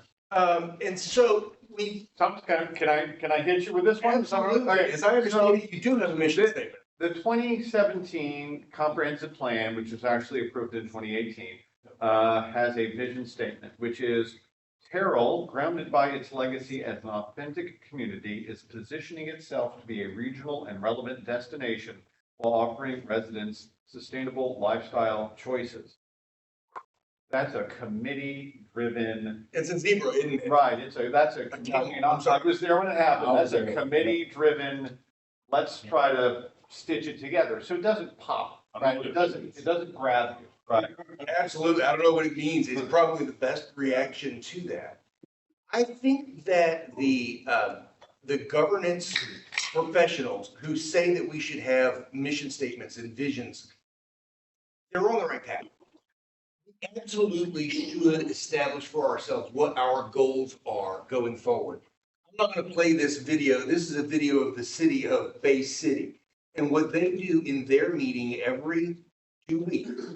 After their pledge, here's the mayor, and he turns to one of the council members, it's Mr. Finley in this case, and he says, would you please read our mission statement? Councilman Finley, just read on this. There we go. There's the mission statement of the city of Bay City, and it's even more gobbledygook. The city of Bay City is committed to fostering future economic growth. Okay, that's good. By collaborating with our citizens, employers, current and future businesses, as well as the community and economic development centers. Take a deep breath, it keeps going. We strive to deliver superior municipal services and invest in quality. I mean, it's just sort of spaghetti thrown at the refrigerator to see if it's done. You know, let's throw it all at the wall, and if it sticks, we'll keep it. I think that visions are important. It's important to know where we're going and what success looks like. But this notion of a mission statement, I think, has been misapplied. And I was pleased to find out there's actually some work going on behind the scenes to get some meetings scheduled to focus on what is our goal? What are we striving to do and to be? And I think that that's important. I came to this prepared to talk about the way I think about vision and mission is a little bit differently than the way the literature talks about it. I believe every venture will succeed if it has these four things: a vision of what success looks like, a plan to achieve it, support of the critical stakeholders, and a deliberate execution of the plan. If you can do those four things, you will be successful. All right. Now, there are a couple of points in there I could say, well, maybe you could do that, and if it goes wrong, you're not going to ultimately reach your success. But this is what I think it takes to get there. And so what I want to walk through with you is kind of how that works and how you can achieve that success. When I talk about vision, what I mean is a clear explanation of the future success that we're trying to achieve. Those mission statements that we were reading, that's where they fall on their face. They're not clear. They're not articulable. You can't explain that to somebody and they go, oh, I see where you want to go. I see the forward path. The vision quite simply, is one person's concept of a future reality that is different than today's reality, expressed in a way that allows someone else to see that same concept. If it's not something that you can explain, something that you can describe, then it's not useful to you. My vision for my personal company, my little law firm that I'm launching, is that I want to be the most respected, recognized, and requested municipal attorney within 100 miles of my driveway. That's a pretty clear statement of what it means to be successful. It's not as clear as it could be. There are some reasons for that. But generally speaking, it focuses on what you want, what I want to be, what that future looks like. Note the absence of SMART goals, right? This is not something that is specific, measurable, articulable, relevant, right? We're not getting into that level of detail. The critical thing about a vision is your ability to explain it in a way that another person can share that vision. If they can't share what you're seeking for your future, they can't aim at it. And that's the most important thing. So, whose job is that? To establish the vision for the city as a whole. Mayor and council. Exactly. This is a council level responsibility. You are the people who are the most responsive to the citizen. The whole point of the way our government is set up is that you listen to them, you hear what they think the community needs to be, and you collectively articulate that. Here's where Terrell is headed in the future. Here's what we want our city to be. You want to read for me that one little phrase that he just pulled together? He went, if I had to say what I think the council. If I have been listening to the city council correctly recently, I would say that an updated statement for us would be the regional commercial hub and quality of life leader of the Eastern Metroplex. That's where I'm hearing council talk these days.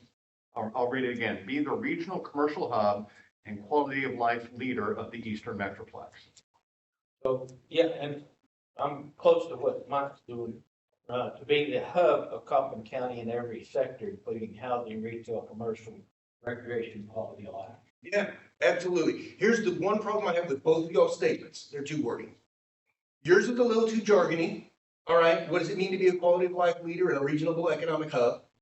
I think that's what you said, regional economic hub. Okay, it's a little bit too jargony. Yours had too many words back to back that I can't just picture what that looks like. Okay, your goal is to have something that you can explain to somebody and they go, yeah, I want to be a part of that. You want to know why I retired from the city of Victoria? This is hard to say, but it's true. I was burned out. I worked myself to ribbons the last 3 or 4 years. We had Hurricane Harvey, and then we had the pandemic. And in the mix of all of that, we also hired a new superintendent, a new city manager who was a man of vision. He was able to clearly articulate where he wanted our city to go. And I bought it. I would work myself to death to be able to achieve a goal that is worth achieving. And I did. I worked myself to the point where I was burnt out and I wound up retiring. By the time I burned all of my vacation that I had stored up, I was like, man, I can do this job another 10 years. By that time, I'd already announced my retirement. They'd hired my replacement. It was too late. And that's why it's hard to tell that story. I should have taken my vacation along the way. But the point of the story is this. If you can articulate that vision and people will buy into it, they will go to the ends of the earth to help you achieve that. And that's what leadership is about, right? And that's what you want out of your vision statement. You want something that people will go slay dragons for. Okay? So today's not the day to create that. We're talking about scheduling some opportunities to have those discussions in the future. But that's what you should be aiming for in creating your vision. And can I just say, from a process standpoint, when you see the 3-year strategic plan update on the agenda, I want you thinking, oh, that's my turn to try to figure this thing out and try to get that in right, okay? That's gonna be where we update that. So Mark and Omira and I are gonna be working on that over the next couple of weeks. But when you see strategic plan on the agenda, boom, that's where you're aiming for, okay? The city of Victoria settled on a 2-word vision statement. Enhancing livability. Something we can see, right? We want to step by step increase the livability of our community, right?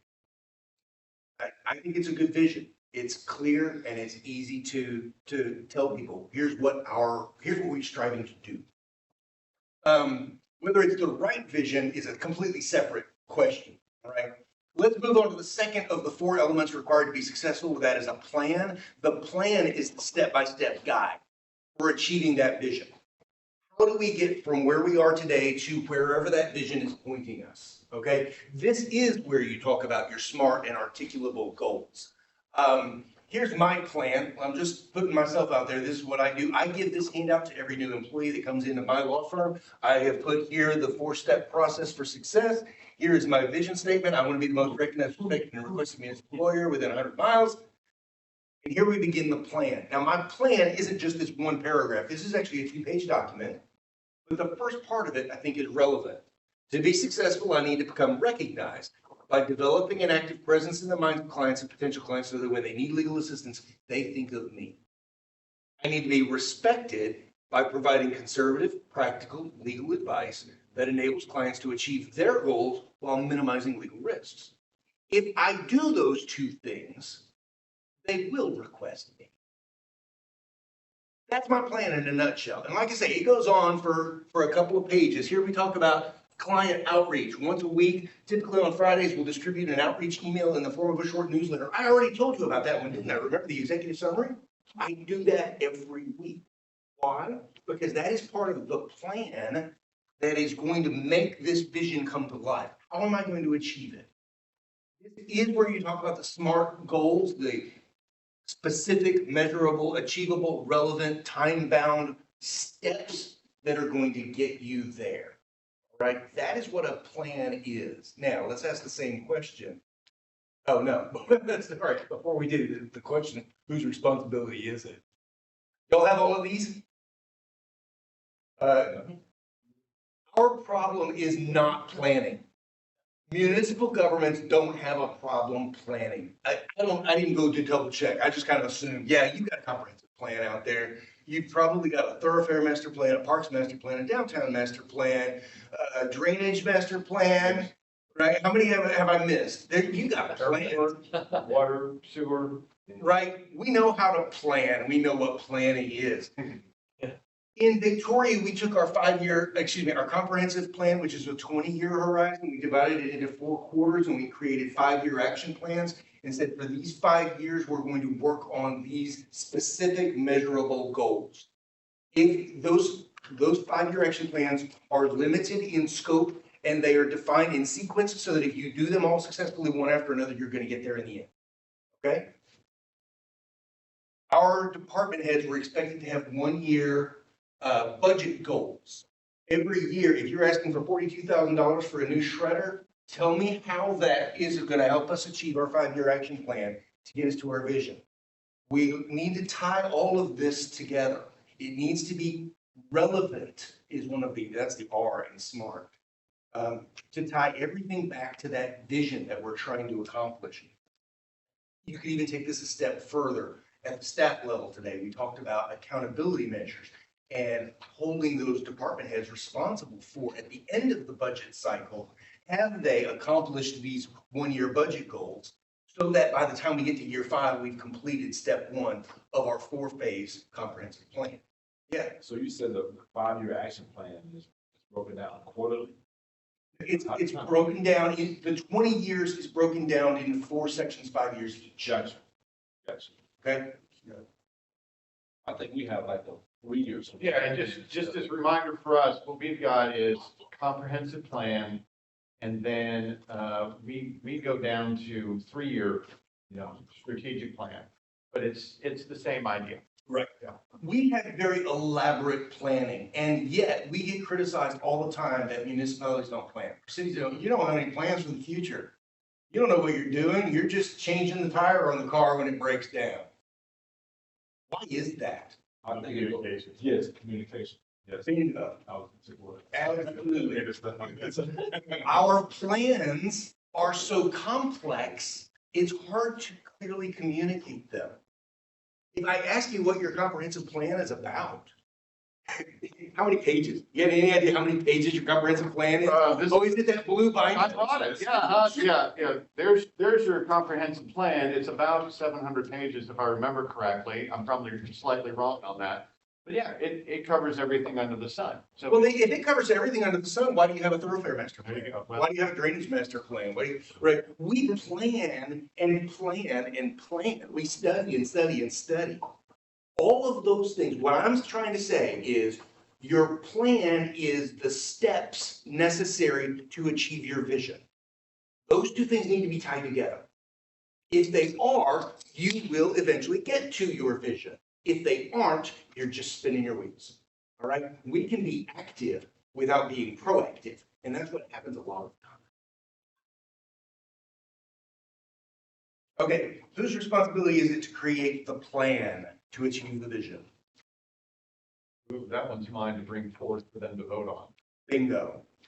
This is senior staff. All right? We're starting to differentiate roles between city council and city administration now. Talking about what is it that your responsibility is to do. City leaders as city council members should be saying, I want Terrell to be this kind of city. And you hired a professional to help get you there. Let him develop that plan with his staff and bring it to you and say, this is how I think we can get there. Remember I said, is it the right vision? That's a separate question. Here, it is the right question. Is that the right plan? Do you buy into it? Do you agree? Or do you think it needs to be tweaked some way in order to achieve that goal? That is part of your job. But yeah, you've hired a professional, let him get to work. Critical support is the third step. I've said that the third thing that you need to be successful is the support of critical stakeholders. Support is understanding the plan, agreeing with its effectiveness, and being willing to see it through. We just touched on this a little bit, right? We said it's his plan, and you guys need to buy into it or give him feedback so he can change it until you do. It needs to be the right plan. And that's really what I mean when I talk about the support of critical stakeholders. If they see the vision and they see how the plan connects to achieving that vision, and they're willing to buy into the plan, that's when they're going to go get on the truck and start getting to work. Because if I accomplish this step of the plan, that's going to get me one step closer to my ultimate goal. Tying all of that together. Who are the critical stakeholders? Who do you need support of? Who does he need support of for the plan to move the city forward? First and foremost, the 5 of you council members, right? But also, it goes both ways, up and down. Who else does he need the support of? Staff. His staff and the people who are ultimately going to be doing the work that it takes to get that moving forward. The plan, just like the vision that you develop, should come from the community who is telling you what they want their community to be. The plan that he's bringing you should come from the experts in those subject matter areas who are going to tell him, if you want to improve the way the toilets flush, we need this diameter pipe flowing at this angle, right? It's an iterative process, you might say. It's the wrong word. Anyway, he needs to be working with them because, by the way, if they are helping create the plan, they're more likely to buy into it. And then it's his job to then turn around and sell that plan to staff and get them to buy into what that plan is. He needs to get their support as much as he needs their support to make this thing be successful. Likewise, it's your job as city council members to get the community to buy into that plan. It's that communication we were just talking about, right? Your job is the outward facing, his is the inward facing. It goes both ways. All right, we talked about his responsibility, it is. The final of the 4 criteria for success is deliberate execution. Today with staff, we talked about accountability measures and how you can hold people accountable and how you make sure that these things move forward. For council, I want to say, ain't your job. This is not one of the things that council is responsible for. You have one person that you want to hold accountable with regard to this, and that's your city manager. The idea of the city manager form of government is that you have hired a professional to manage this part of the process, the execution and carrying it out. You have a talented and professional staff here in Terrell. I've met several of them, and you got some good ones, all right? One of the things that can cause this process to go wrong is when, I'm going to be blunt, when council gets out of their lane and starts trying to make sure that the staff is being held accountable for that performance. All right? It can cause real problems. And I'll give you one way that it can go wrong is that you might see, for example, that employee who gets complimented on Thursday, walking out of City Hall at the end of a council meeting or whatever, might think that means the mayor thinks I'm doing a good job or the council member thinks I'm doing a good job. And I must be doing a good job the day before they walk into their employee evaluation and find out that they're not doing a good job. Now they're getting conflicting stories about what they are supposed to be doing. And we are all naturally defensive of our own position. And we will all say, well, the council member said I'm doing a good job, so I must be doing a good job. All right. I want you to be very careful as council members to allow the staff to operate within their lane and to stay focused on your responsibility, which is creating the vision for your community and supporting and endorsing the plan, helping shape the plan that gets brought forward in order to achieve that vision. So I'm guessing an overlap there, like say like, our constituents are constantly giving us feedback and interpretation of topics going in the city and things that happen to them. And say they're getting like a code enforcement person who's been very rude repeatedly. Or trash issues or whatever it is.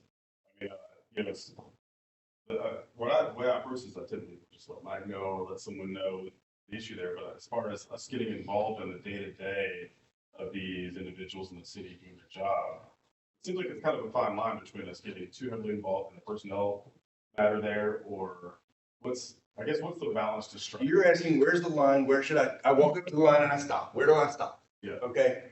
To me, you're hearing from the citizens about a problem with a staff person who doesn't report to you. You should take that to mind. You should take that to the city manager and say, here's what I'm hearing. Look into it.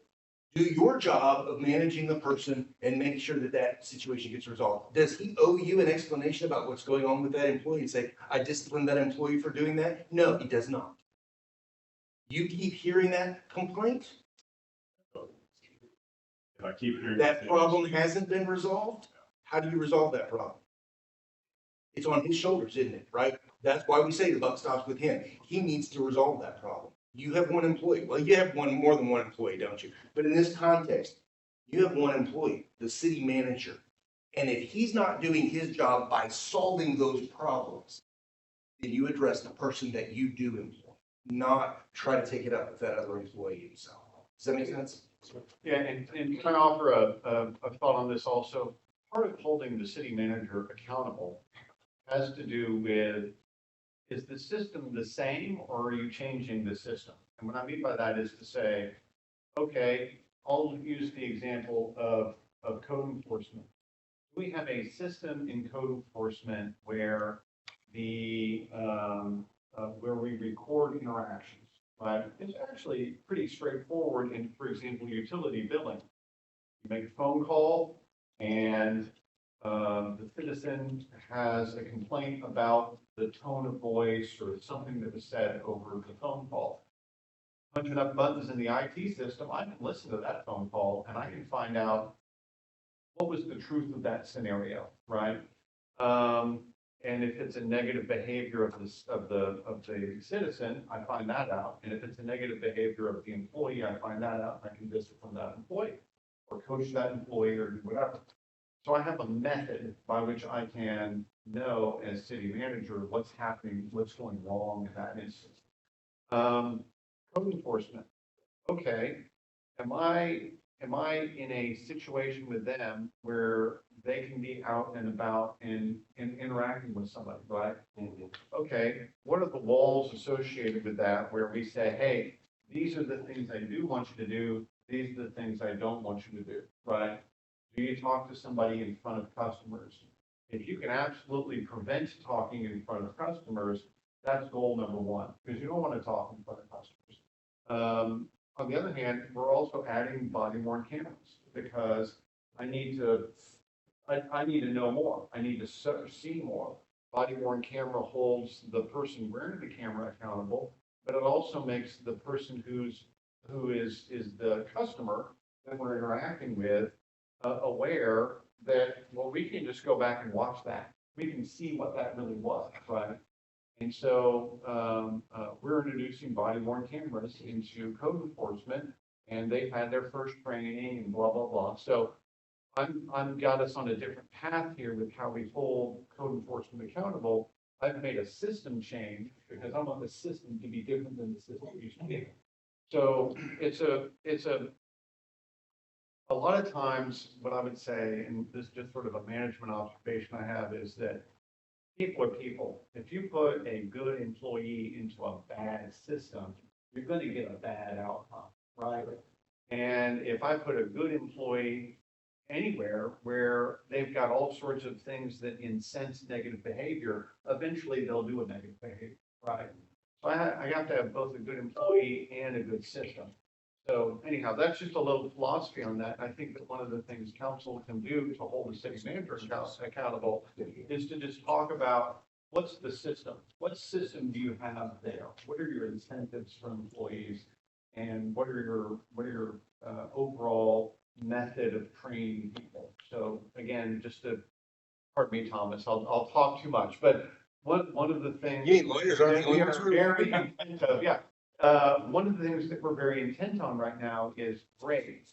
Got our new human resources director starting on March 11th. We're excited about it. Okay, obviously there's some catch-up things in HR to be done, but one of our top priorities in HR is creating better training systems and creating different onboarding systems.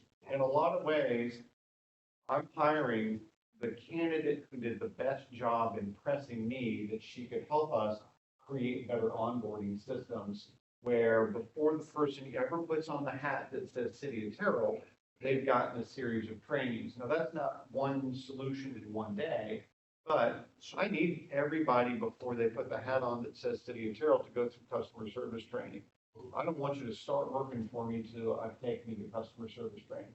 That's my goal. That's what I'm trying to get us to. So anyway, there's just a lot that goes into that, and hopefully that helps. Yeah, and just as one final comment, the fact of the matter is, when this kind of all shakes out, in reality is, you know, Mike and city manager staff is likely not those who will receive the complaints from the citizens. It's likely to be their elected officials. So, Grady, the mayor. That's right. We're the ones who are going to hear from the citizens about the negative things happen. So it really is a leap of faith when we can't personally impact it. All we can do is turn to the first people who do and say, you take care of this, and then we assume it's being taken care of, right? Then our back on citizens say this is going to be taken care of. But that is a leap of faith because unless I'm told, yeah, that was taken care of, or I don't know for sure that's being addressed, I don't even know, you know, at least to some degree, or else I'm What you're talking about is trust. That's what addressed.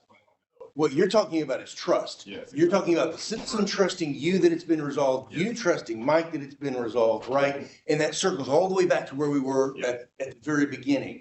This is all about building that trust. The first trust that needs to happen, is that the system, the organization is operating correctly, right? And if the system is operating correctly, then you would trust that this situation is going to be resolved, et cetera, right? I also think that trust can be fostered tremendously with the kind of feedback that I told you he doesn't owe you, right? He doesn't need to tell you what he's doing with individual employees. He doesn't need to say what the discipline is on a particular employee. But if he wants to build that trust and that relationship between you, the two of you, He certainly will. And I have no doubt that those conversations are happening. Sure. Right? Okay. Lastly, I want to just put a pin in something else. I touched on, you're not your only employee. Who else in Terrell is hired by? City secretary, city attorneys, and the judge. Right. So those are your employees. Those are the only ones that you would get directly involved with evaluations or any kind of direct supervisory situation. All right. By the way, that divide between the governing body and the executive staff is well defined in municipal law. In school districts, you might realize school districts are my other clients. In school districts, it's set out in state law. School board is prohibited from interacting with school employees by law. Yeah, so, I mean, you think your charter's tight when it says you need to stay in your lanes. There's reasons this stuff is set up because the system works better when everybody kind of stays where they're supposed to be, so to speak. All right. This is one of my favorite quotes about accountability. This is Dr. Quentin Shepard in VISD, Victoria ISD. Accountability measures should always be used as a flashlight and not a hammer. When we're talking about holding people accountable, when we're talking about making sure that the plan is being deliberately executed, the accountability measures that you should put in place are the kinds of things that tell you whether or not you're proceeding along your plan. And the trigger point, this needs to be done by Wednesday, shouldn't be the opportunity to start disciplining that employee and criticizing them for not getting their stuff done. It should be a way for us to examine the plan and see where we are. Perhaps we need to provide more resources, perhaps we need to change direction, but we should always use those accountability measures as a way for us to measure our own progress on the plan towards the vision. So I love this photograph. This guy gets it, not the guy in the picture. The headline here is city officials want to improve the Victoria Community Center.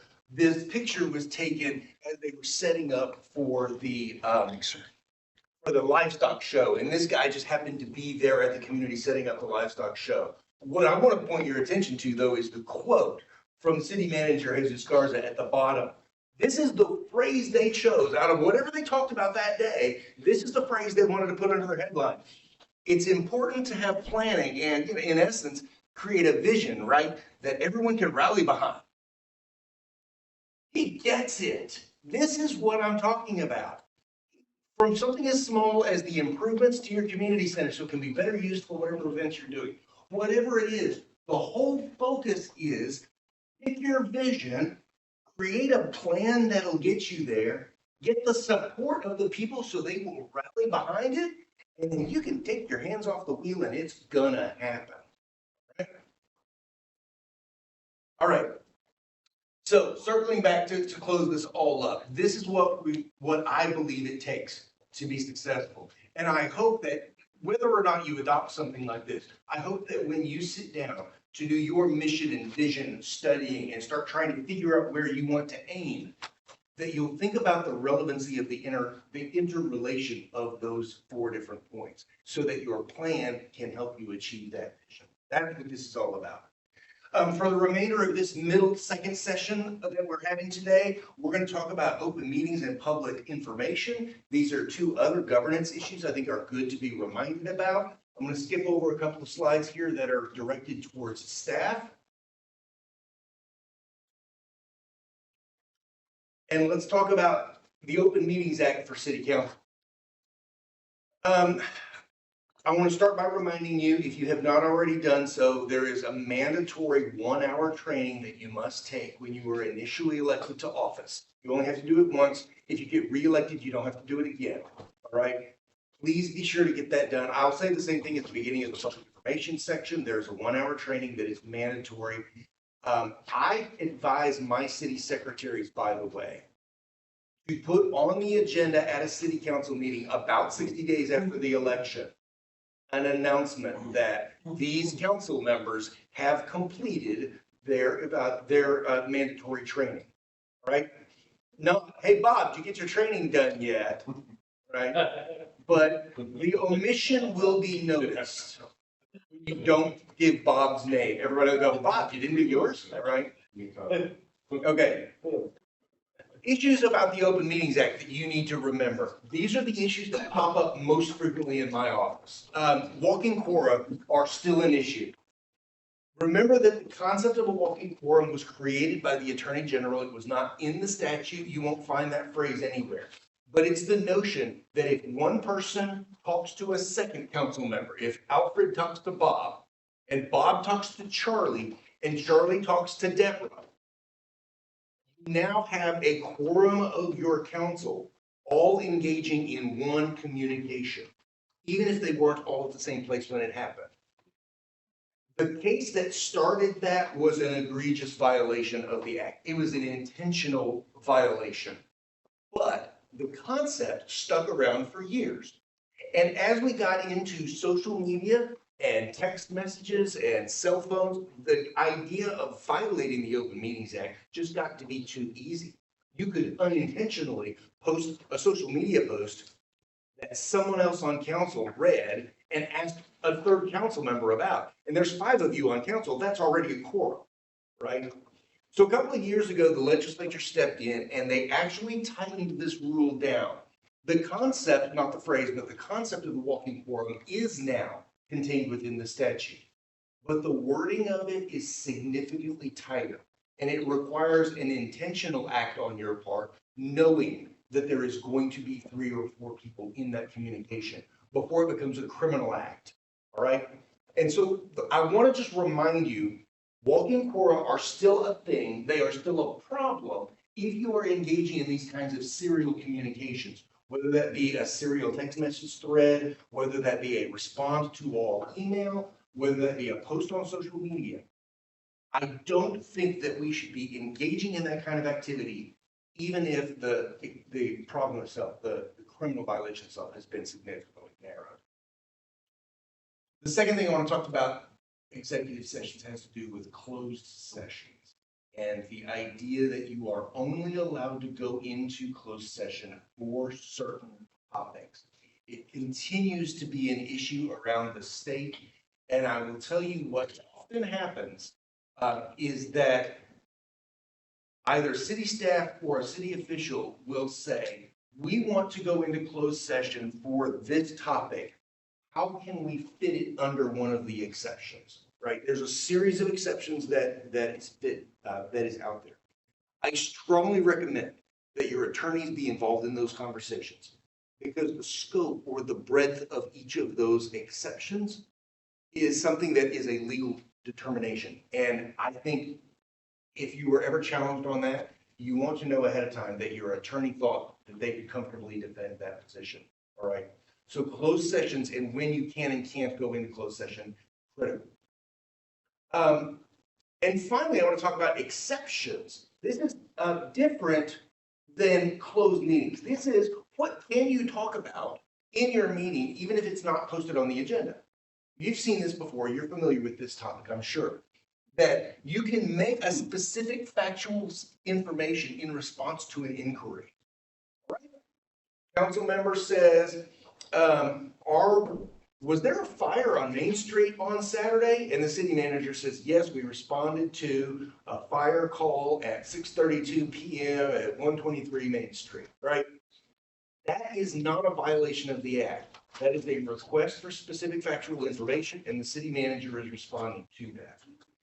That exemption can be used very broadly if council members know what questions to ask. And over the years, we saw some very creative council members asking things like, I have a specific factual question. Are we having a parade next Thursday?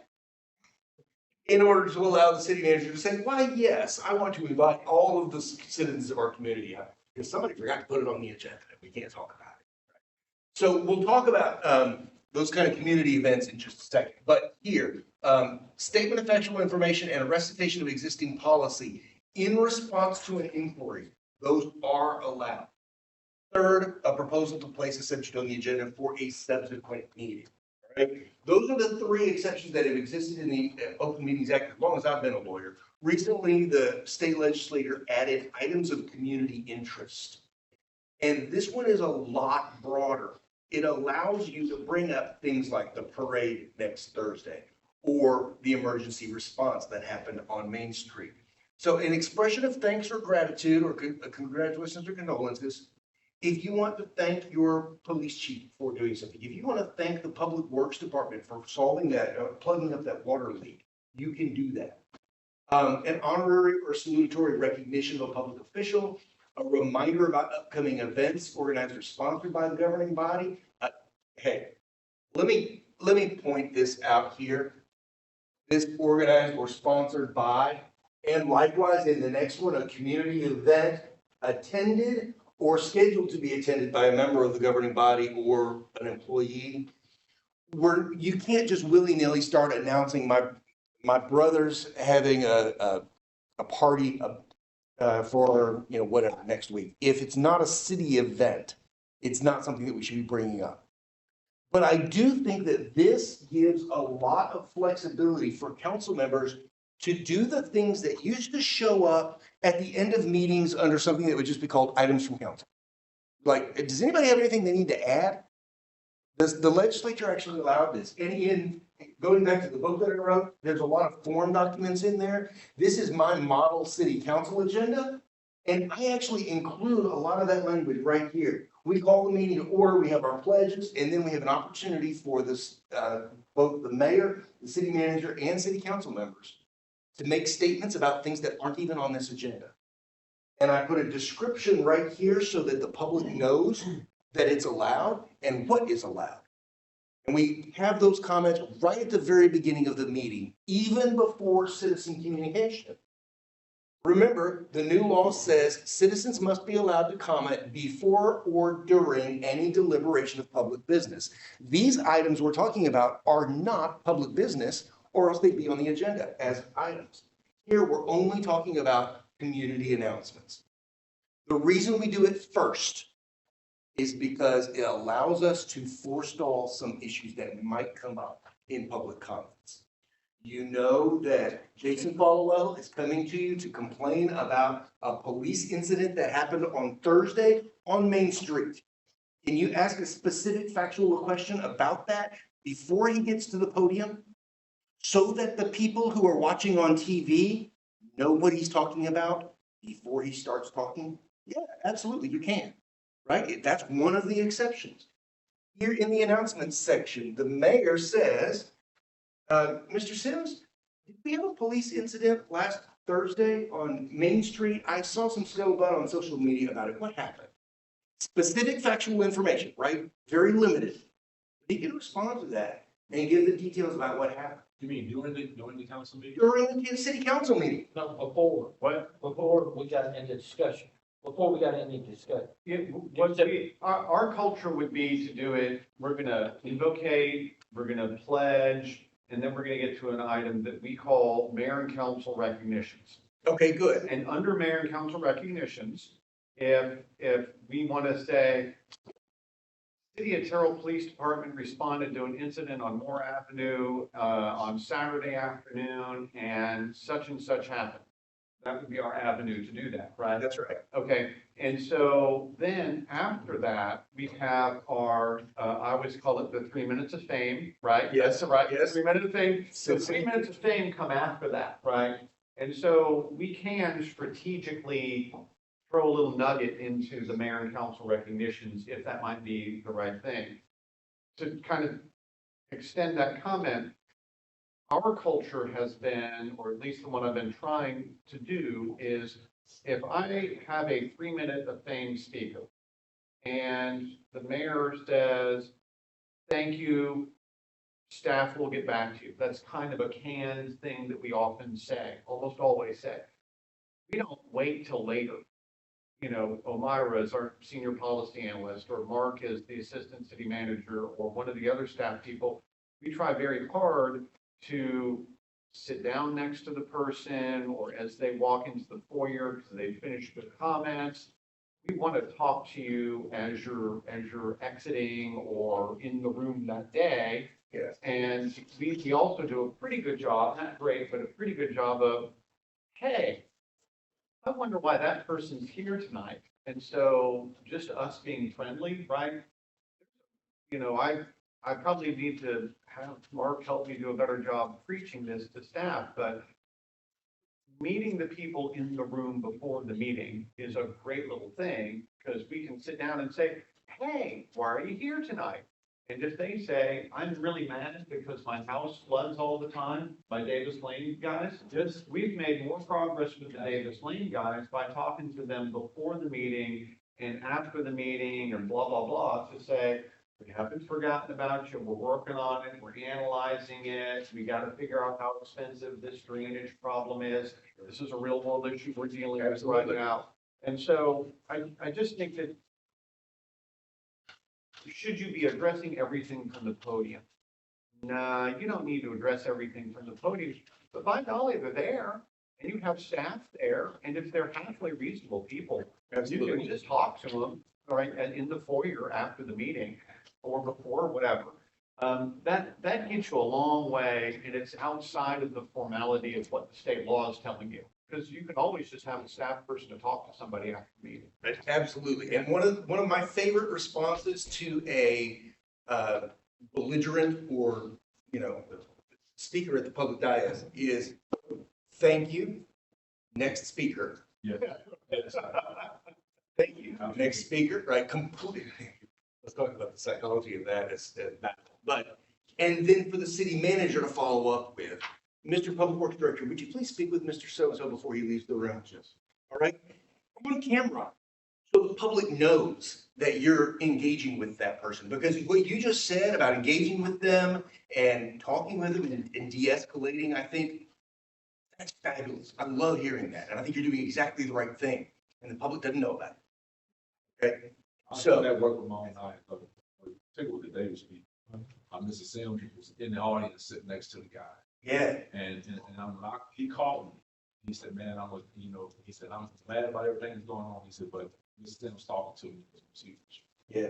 Those are the words he said. That's awesome. Yeah. Well, I'm going to say I always want to learn something, and I think kind of a little tweak on all of this is when the mayor says thank you for your comment, I'm sitting there next to the mayor on mic. I can say, Mayor, yes, sir. I'll be dispatching, when the mayor says, thank you, staff will get back to you, I can just say right into the microphone, yes, sir, we're going to have staff talk to this person after the meeting, if they'll give us a moment after the meeting before they leave. Or, yes, sir, we have this person's phone number and we'll be calling them up tomorrow morning. But, I don't always say that. Absolutely. It'd be better for me to say it out loud. It's better for you to say it on camera so that everybody sees that we're being responsive to that. That's great. Okay, good. Let's move on into public information stuff. And this morning we talked about Public Information Act and how they need to respond. Public information is largely a function for staff, and you guys are not going to be dealing with Public Information Act requests terribly often. And so most of this I'm skipping straight through. However, as we get to records retention, Public Information Act, there are a couple of things that you do need to be aware of as council members as it relates to the Public Information Act. Again, I'm going to hit the mandatory 1-hour training. You have to get that done if you have not already done so. I want you to know that a part of the definition of public information, now the statutory definition of public information is designed to capture as many types of information there are. It talks about every different available media, from old vellum paper all the way up through social media posts. All right, it is intended to capture everything. And just recently, the legislature closed a loophole in the statute by adding this.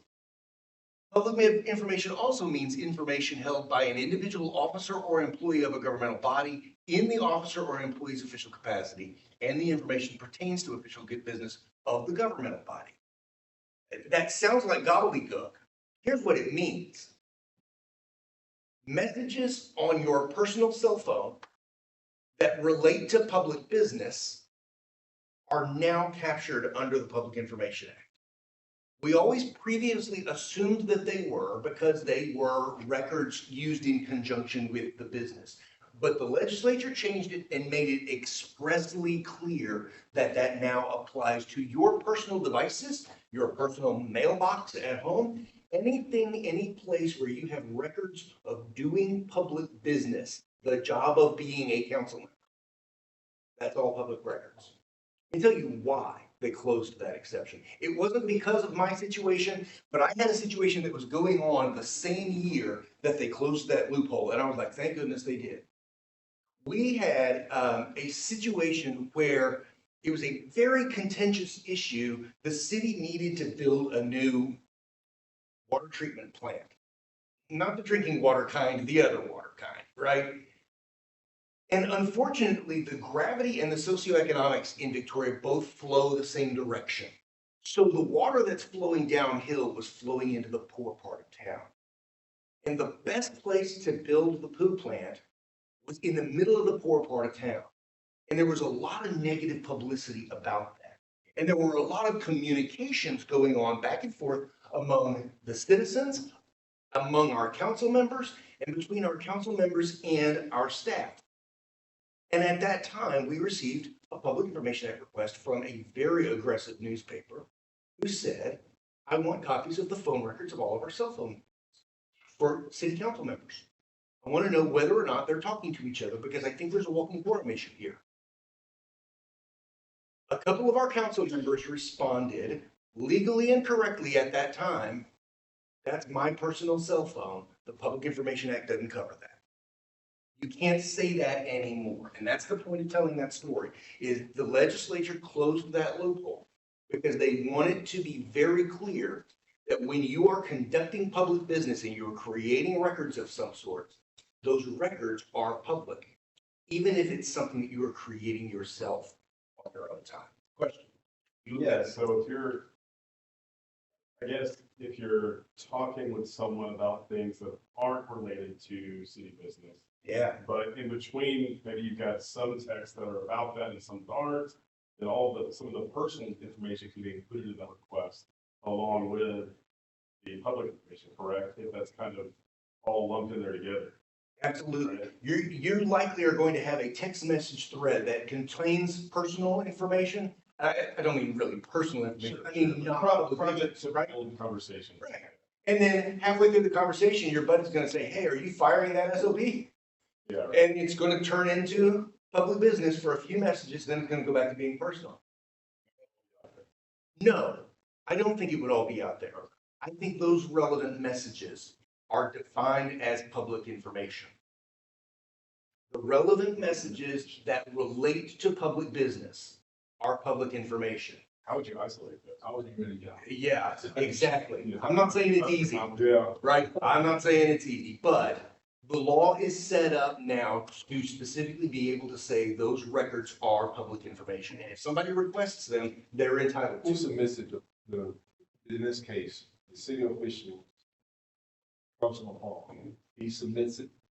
Because if he submitted it him or herself, Yeah. they can pretty much. Well, so this. Do they take the cell phone and Just just? let's walk through the painful way that this would happen. So let's say Dawn gets a Freedom of Information Act request, and it's very broad, right? We've never gotten one exactly like this, but let's say it's really broad. Well, the first place it's going to go is over to Mary Dale and Greg, and they're going to hack on it and try to make sure that, okay, we know exactly what we're supposed to give this person. If it does happen to include this kind of thing, hey, I want any records off the mayor's cell phone that might be related to governmental business, related to something that happened in 2022, right? Then you'd have to bring your phone in.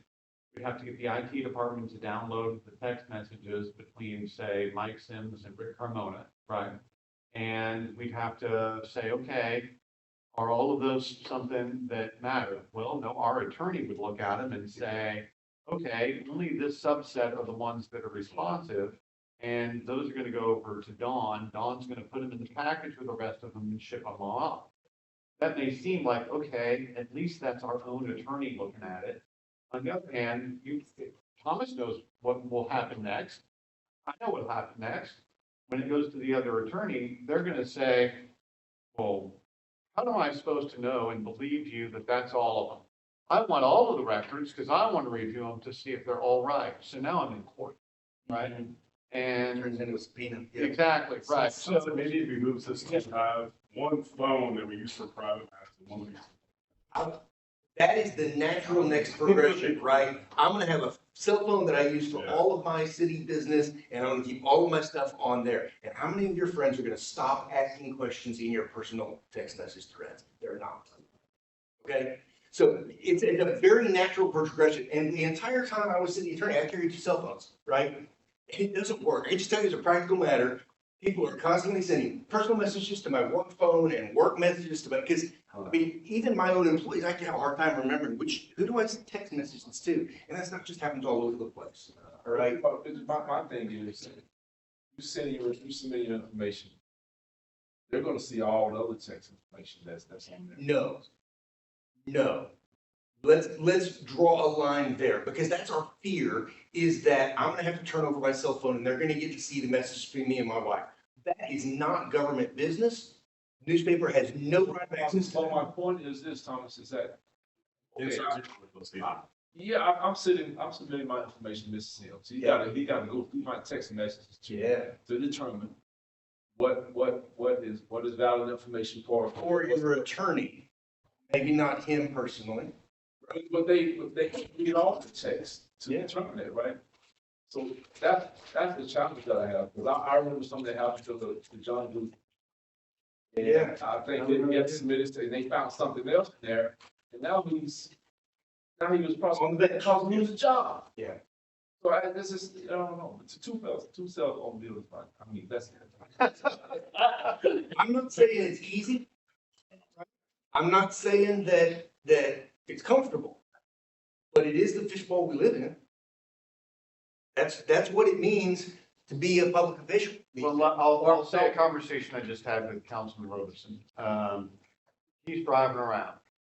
He sees a pothole. Should he make a methodical little list and bring it to me a month later and say, hey, I made a list of potholes this month and I'm sending it from my city council email? Yeah. Or does he say, well, I'm at a stop sign right now. I just drove past a pothole. Before I go forward from this stop sign, I'm going to text him a picture of that pothole or whatever, right? Absolutely. I'd rather find out the second he knows there's a pothole, because the sooner I've got the information, the better, right? On the other hand, what does that mean? That means that there's going to be a series of pothole photographs and Phil Robeson's me. Right. And if somebody wants to go get all of the records associated with that, they're going to see that, pardon me, Phil Robeson's a really boring guy. Pothole photos. Okay, we shouldn't be embarrassed about that. We shouldn't be intimidated about it. Thank you. Just recognize that what it means is that Mary Gail and Greg might be in a situation one day where the IT guy pulled off all of the Sims Robeson text messages off of my phone and your phone and looked through all of them. So don't send me a dirty joke on text, right? Not that anybody here would, right? But if we're doing this the right way, we should. Right, yeah. If all you are naturally is just sort of boring about who you are, and you're sending your normal stuff, then there's nothing to be embarrassed about by the first place. Most of my friends are firemen, there's a lot of salty language. You don't know them, you don't know those, right? Yeah, huh? Yeah. All right, folks, we are wrapping up. I see the snacks coming out here. This is probably good timing because we have just reached the second break. So this is a good time for everybody to kind of reach and grab those sugary snacks and let's get the final push. We're gonna recess for 5 minutes. No, he's great. We're gonna reconvene in the regular session. All right, go ahead. Thank you. Mayor and Council, this third session is where we really try to bring it all back together and talk about how all of the things that we talked about today are interrelated and how they all tie together. And I think you're going to see that as we get into this. We started off by talking about ethics as a code, as a set of rules. And it is important to bear that in mind. And we're going to get to your ethics code in just a second. I'm going to talk about some very specific language in there that I think you need to keep in the front of your mind as you're doing city business. But ethics as itself, I want to differentiate from morality. I'm sorry, here's the three things we're gonna talk about in this section, probably not all of those, because some of that was for staff this morning. All right. We've been talking all day long about public trust. Not explicitly, but it seems to keep coming up. And one of the phrases that I like is that public trust is the currency of government. We talked about how if that citizen complains to you, if they trust you, then all you have to do is tell them, hey, I'll look into this, I'll make sure something gets done. If they don't trust you, you get Jason Follow, right? He's gonna be hammering on you saying, give me the details, tell me exactly what's going on. The same is true of a public works department. If the street is in bad shape and the citizens want their street replaced, if they trust you when you tell them, we're gonna get to that in 2027, then they're okay with the patch truck coming by. If they don't trust you, they're gonna keep coming to your meetings, making your life miserable until you actually start that construction. Public trust is the currency of how you get things done. The higher your level of trust in your community of what you're doing, the more work you can get done. You'll know the national motto, right? In God we trust. You'll know that it hadn't always been our national motto. I didn't know this until I was preparing for this and actually looked this up. The national motto became In God We Trust in the 1950s. Before that, it was E Pluribus Unum, which is still on a lot of our money. All right? Now our national motto is In God We Trust. We created that in the 1950s under President Eisenhower during the Cold War because communist countries were all atheists. We wanted to differentiate ourselves from the communists. And so we started putting on all of our money everywhere else, In God We Trust. I think it's time to change the national motto again because I think our culture has shifted pretty dramatically from then. And I think we need to add a corollary on to that that says everyone else has to earn it. Right? Yep. We as local governments especially have to earn that public trust in everything that we do. Ethics is a part of earning that public trust, but it's not the same thing as morality.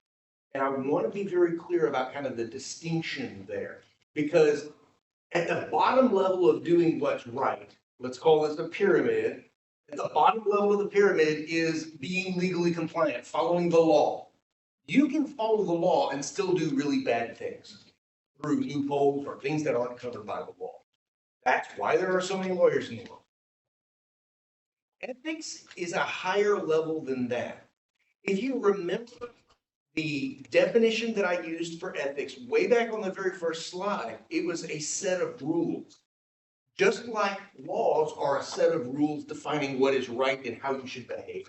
Ethics is the same thing. It is a set of rules that establishes how we should behave. You may be surprised to learn that lawyers are very ethical as a profession. We have a set of ethics that we have to follow. It's called the Texas Rules of Professional Conduct. And if we break those rules, we can lose our bar license. Just like any other set of rules, though, there are always loopholes. There are some pretty large loopholes. One of them that gets talked about among lawyers a lot is an absence. We do not have a rule that says we cannot sleep with our clients. Do you know that? Any lawyer in the state of Texas, it's not true in all states. Some states do have a rule that says lawyers shall not sleep with their clients. In Texas, we don't. And so any Texas lawyer can sleep with their client and not fear losing their bar license. They might lose their wedding, but that's a different issue. All right. If I had a new client come in the door, let's say she's a 26-year-old blonde, soon-to-be divorcee, and I schedule my appointment with her to talk about the divorce I'm going to get her. And I schedule that appointment for 7 p.m. on a Friday night at Moonshine Drinkery, a local bar. I'm completely ethical. Do you think my wife would agree with that? There's a higher level, and we've been talking about it all day long. That higher level is trustworthy. I could probably get away with that once. All right, my wife trusts me. We've been married 27, 28 years, right? Oh, don't tell her I fumbled over how long we've been married. I can get away with that once because she trusts me. But if I do things that take away from that trust, she's going to start questioning what's going on. And the same is very true of our local governments. We are not trusted. And so it is even more important that we do the things that create the trust in the first place. Like we talked about the feedback that you might get from the city manager in order to start creating the public trust. At the top of this pyramid is morality. When we're talking about doing the right thing, there are some things that are just, I think we would all agree are morally wrong. Killing another person, morally wrong, except in this situation or that situation, right?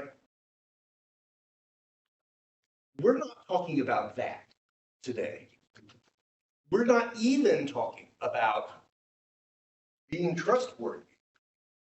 What this topic is supposed to be about is about ethics, is about a set of rules.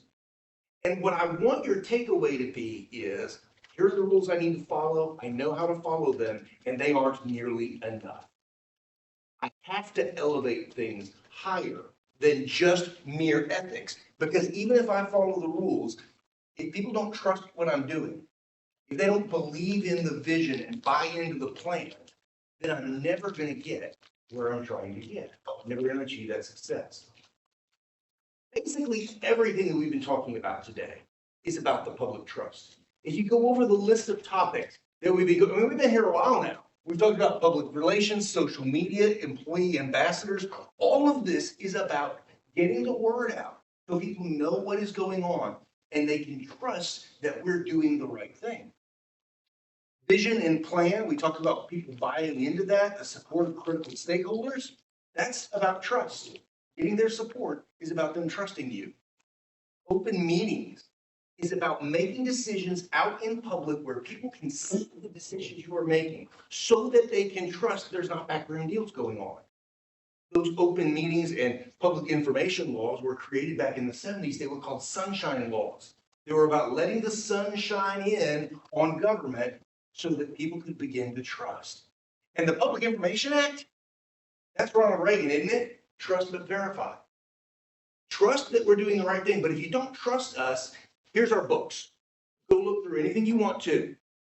We're not hiding anything from you. If you want to see what we're doing, come look. Because it's all about building that public trust. Ethics and the ethical rules are just one step on the way there. I don't want anybody to leave here thinking that the ethical rule that you adopted back in 2020 is the arbiter of what is right and wrong and what you should be doing. Think of it more as a minimum standard.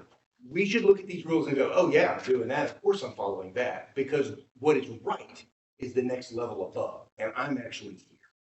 All right? So can I make it? Please do. So in your meeting, so you're in executive session and you're doing something that's in the best interest of the public, but you can't address it in an open meeting. Or you shouldn't feel guilty as a council member because you're doing what's in the best interest of the citizen, even though they don't know that. Absolutely. I think, again, it's an issue of communication. It is an issue of trust. We should be communicating to the public not only why we're going into executive session, but why it matters that we're in executive session, so that they can trust that when we're back there, we're not making backroom deals. A perfect example of that is buying real estate.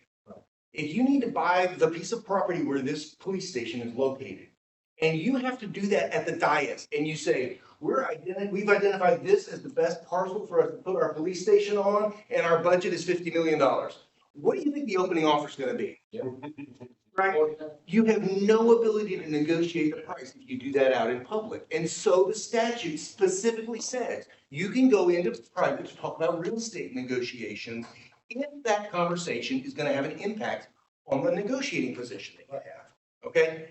And I think that we need to be able to communicate that and articulate why it matters. that we go in and talk about attorney-client information. You know why you have to go into executive session to talk about attorney-client information? Because if you have that conversation in public, you have waived the attorney-client privilege. And if that privilege disappears and you get subpoenaed to court, they can force your attorney on the stand to say what the legal advice was. You can do that in executive session to protect yourself from whatever might be coming down later. Okay? We need communication, public relations, right? Let's go back down that list of things. Building the public trust is about explaining to them why we need to go into private to have some of these conversations, right? I think it's a very good point. So I want to go back to a few slides. Okay. Just real quickly. In terms of the vision and mission, was it advisable to communicate that at the opening of every council meeting? Say that, is that something that you stated? Yeah, no, I think the question is, should we adopt that policy of reading a mission statement at every council meeting? And I'm gonna tell you why that's because. It's too far back. I'm not gonna be able to. Yeah, Well, you don't have to go far back, but I remember, in church as a little kid, how my pastor used to, right before everybody give money, he always quote the scriptures. Malachi 3:8, for the man dropped off. And man, me and my brother used to just kind of just say it while he was saying it. He said it so much. So seriously. And so everybody was really, really reminded that they need to continue to give to the vision of where the church is going, the kingdom of God, and minding all those type of things. I said it this morning, and I don't know if I've said it here, but I do subscribe to the management philosophy that when you are trying to teach something, when you're trying to establish norms for your staff, you should say it and you should repeat it until they mock you for it. Yes, sir. Okay?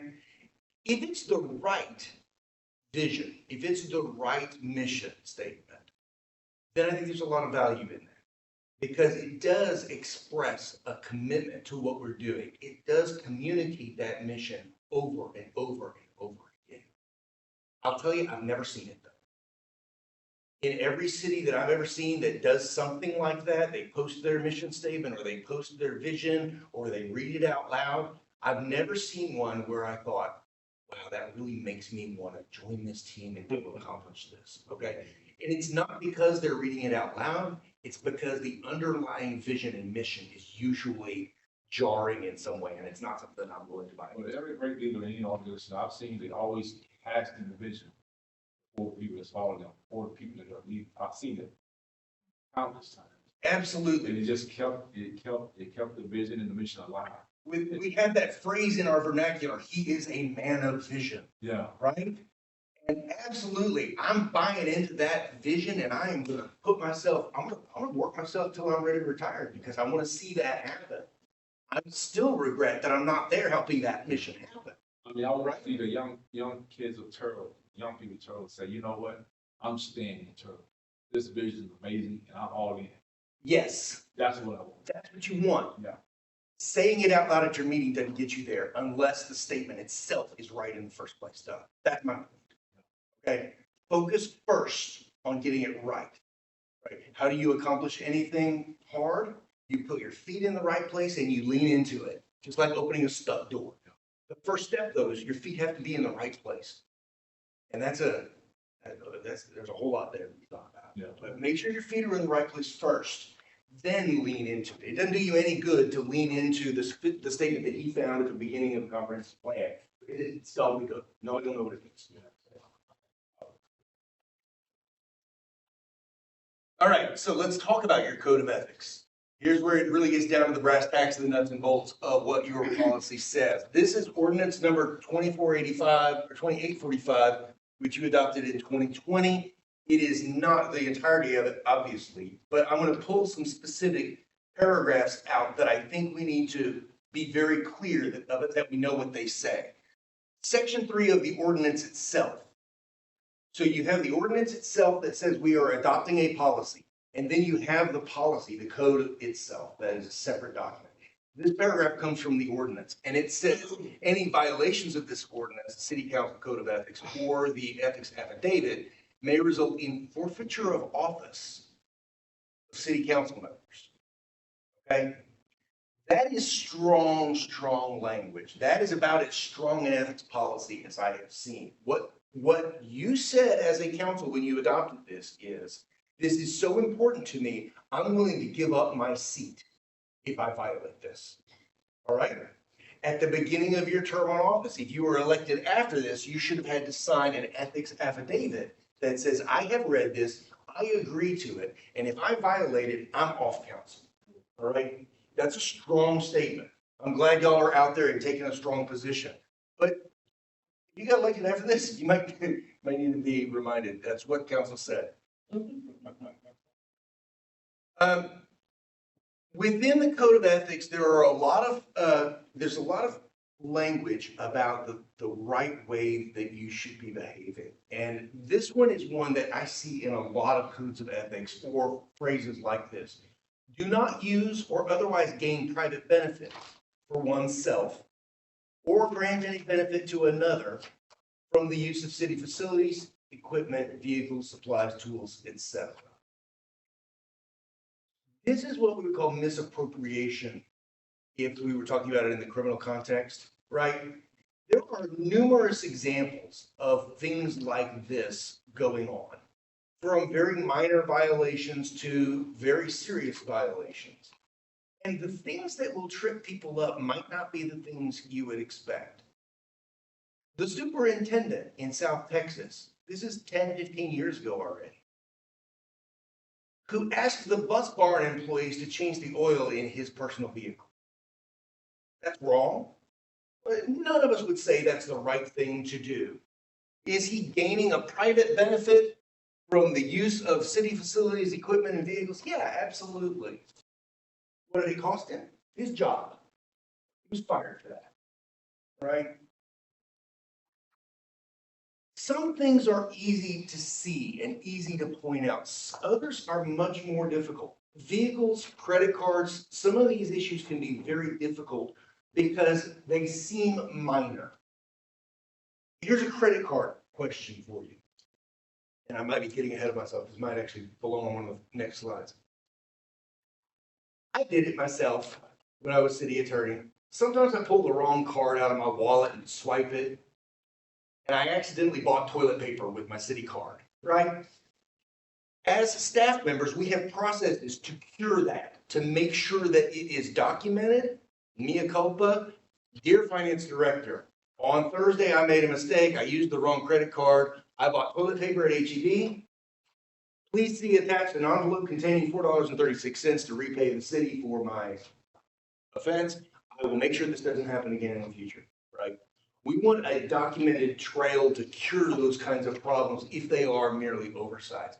But what about the employee at a school district who last year, as the teacher who was in charge of theater productions and in charge of the parent booster club for the theater, spent $9,000 of school money, parent donations for the most part, buying theater supplies using her school district credit card. Exactly what she's supposed to do. She bought stuff for the theater using theater money. Turned in all of her receipts. And then returned the merchandise to Walmart. These are the kinds of things that happen sometimes. And there's no question that they're wrong, right? As we talked about kind of some of this stuff this morning with staff, but there needs to be procedures in place to catch these kinds of things. And I have no doubt that your finance team is on top of them. All right. So let me use an edge example. So because sometimes if you get closer to the edge, it helps you realize where this is. Yeah. So we have a city administrative city suburban. So, and it's designed for use within a range around City Hall, right? So let's say that I take an elected official over to the North Central Texas Council of Governments, Tarrant County, so I got to drive all the way through Dallas County and then to Tarrant County, right? So I'm going to cross a couple of counties. I'm over there with the elected official, and the elected official gets a text that says, oh my gosh, one of my kids landed at the airport, early. I tell you what, let's go pick him up on the way home. Oh, I'm staff. I just want to be helpful. I just want to say yes and be helpful. Yeah. Okay. And the airport happens to be on the way, and I'm not going very far out of my way to do it. Yet, you pull up at the airport and the person sitting across the parking lot happens to be a community member who sees a personal traveler getting picked up in a city here, right? It goes back to, again, to that issue of public trust. What are they going to see in that situation? We have to be thinking about that perspective with everything that we do related to government property. Vehicles especially. Vehicles are very, very dangerous because they're typically marked with a city logo, right? And so when those vehicles are in places where they're not expected to be, Jason Followell is going to assume that there's something nefarious going on. Okay?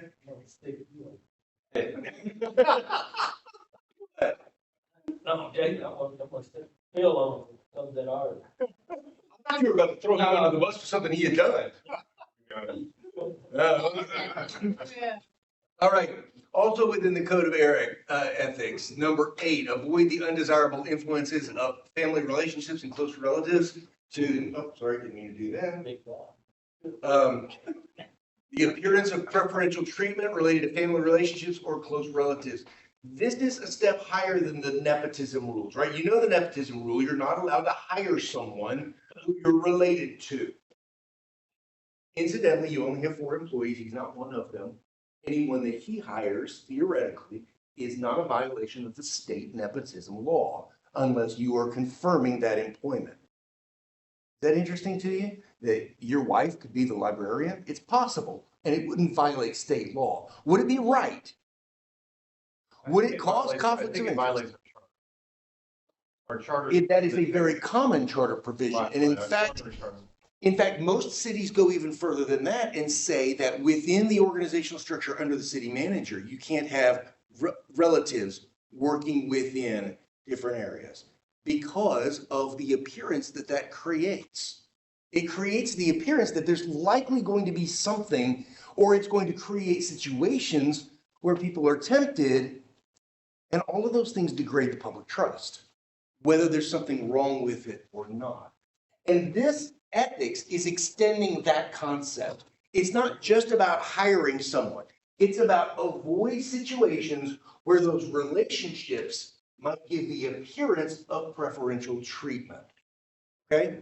So, as a city council member, I don't know if you'll have vehicles, but let's say you're going to the TML conference this fall. It's going to be in Houston. I'll be there. I look forward to seeing you all there.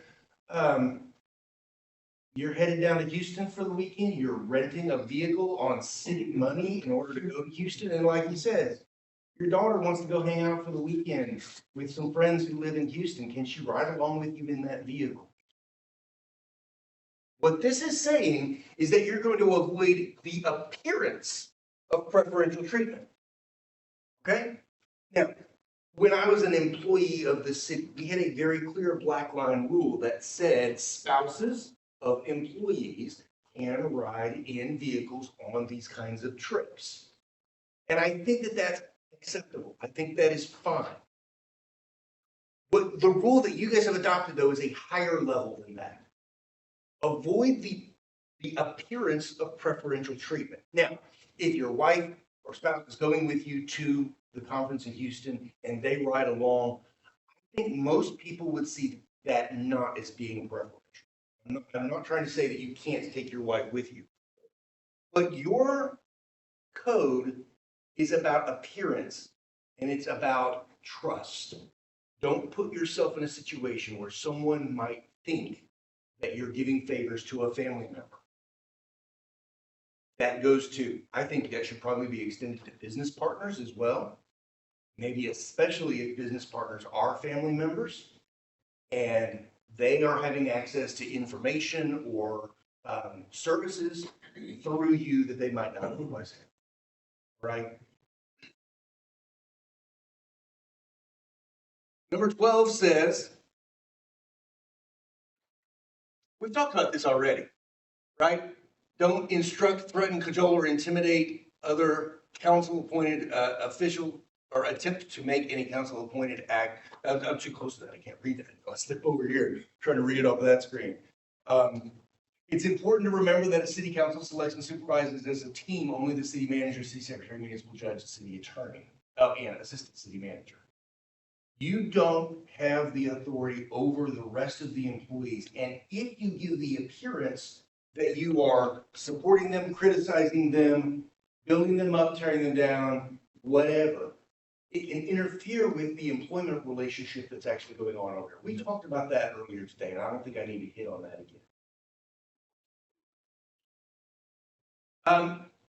Here are some quick examples of some of these things. We talked about some edge cases. Let me see what time we're looking at here, because we've got about 10 minutes left.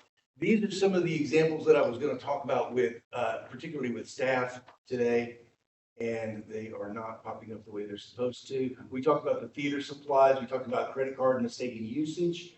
We talked about the oil change. GPS tracking is one of my favorite stories to tell, is the GPS tracking story. I'll save that for another time though, because it's probably not quite on point here. Reimbursements is on point. This has to do with per diems that you may receive as a city council member. For some of these conferences, I'm assuming that you have expenses that will be reimbursed. I don't know whether you have city-based credit cards that you're using for those expenses or whether you're getting payment on the backside. When I was a young employee, just a brand new professional being sent on professional development activities, there was one trip that I took where I took my per diem meal calculation. They paid a per diem. They didn't pay reimbursements of meals. And so I got my $13 for breakfast, my $7 for lunch, and my $20 for dinner, whatever. At the end of the trip, I was going to get a check for all of that. What did I do? I ate peanut butter sandwiches for a week. At the end of the week, I bought myself a new cell phone. Is that a violation? It's a per diem reimbursement. It's not a turn in your receipt for your meal, right? If I turned in some fake receipts, there's no doubt that would probably be illegal, not just unethical, right? Did I do anything wrong? I think it's one of those edge cases. In hindsight, I wouldn't do it now. Certainly because of the elevated position that I had in the city later in my career and the elevated position that I have in my community now, I would not want that attached to my name today. It's part of that growth your interim chief talked about earlier. So let me just chime in on this. I don't require line employees to do anything other than more of a per diem approach. Okay. Yeah. Because there is a certain hardship, and I think that this is part of the per diem idea. There is a certain idea in per diem of you're away from your home. There's something out of the ordinary and more difficult about that. So just giving you the check is part of the idea as an employer. Agreed. Okay. I can defend that all day long when I'm sending Dora, Elmira, blah, blah, blah, to different conferences and different events. That's easy because I'm the employer. I can do that. As the chief executive, I never take a per diem. I always pay for it on my credit card, collect the receipt, bring the receipt back to Dora, and I only get paid for exactly what I spent, right? Okay. Now, you guys as elected officials, it's hard for me to get what solid ground you want to stand on, right? When Dora calculates your per diem, she's saying, okay, looks like they won't have to leave until after lunch. They're probably eating lunch at home. Let's start their per diem with a partial day in the afternoon, and then they're going to get back home in the evening. So I got to give them a breakfast and a lunch per diem on the end of the trip because they'll be back home for dinner or something like that. She's doing that. Okay, well, what is she not doing? She's not pulling out of your per diem. Well, gee, that looks like maybe they're going to have a chance to have lunch at the conference because the conference is sponsoring a lunch. Okay, so she's pulling your lunch out of that. No, because she doesn't know whether or not you're gonna attend the lunch or not, right? So now you're really just in the world of if the Freedom of Information Act warrior comes forward and says that they want to go crawl all up in your travel receipts, what are you guys comfortable with, right? So to a certain extent, staff can take you a certain distance down that thinking, but you have to start sort of thinking about that on your own because, well, I would easily say, and I'll just frankly say it, we have had some fairly low income city council members for whom it was a very big hardship to travel. Okay, so the reason we're in a culture of just saying, look, we're not going to go scrutinize into the nth degree this per diem question, because frankly, I have no idea whether or not you didn't feel good for the conference lunch or your diet wouldn't permit it. You had to go buy your own food, You didn't feel safe driving to the Burger King that's inexpensive. You had to go pay for the more expensive thing in the hotel. That's what a per diem is for. So we're comfortable with per diem as staff. On the other hand, staff's not going to be the one defending you on Facebook if you get criticized for what you're doing with your travel. That's not our role. We can't. All we can say is here's the city policy. So there is a certain extent to where if you go back to Thomas's pyramid, council, you got to realize staff's going to get you compliant with the law and ethical because we have ethical policy. Right. When you get to that next step of dealing with your citizens, how are you going to deal with it? Because now you're that step higher on the pyramid for trust, right? And so you got to kind of think that through on your own and say, well, okay, I'm comfortable with that, Yeah. And I'm just kind of And laying that out there. I think you and I are on exactly the same page there. We're saying exactly the same thing. When I was a young employee, a school teacher, making those decisions, that was a completely different situation than me as a city attorney at the top of the organization, if I made that same decision. So what he's saying is you need to make the decision that you're comfortable with within the rules, but also your decision needs to be much higher than the bare minimum because of the position that you're in. You need to be thinking about the impact that it has on the organization as a whole when people have that perception. The second example that I had here, the point I was going to try to make is sometimes there is a hard rule and it's not just black and white. It's not just a squidgy situation. Squeegee peanut butter. I had 2 city council members in a city. Both get their per diem and their travel reimbursement given to them as advances, and then they decided to share a ride. Right? One of them needs to pay back that ride share, the portion of the ticket. Now, it's up to them to fight over that.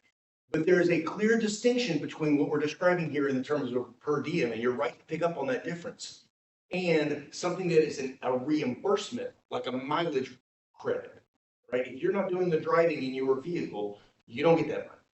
And so to some extent, there is some knowing the rules that goes into answering these questions. And that's where you lean on your staff and say, what should I do? This is an unusual situation that came up. And maybe the answer is we need $37 back.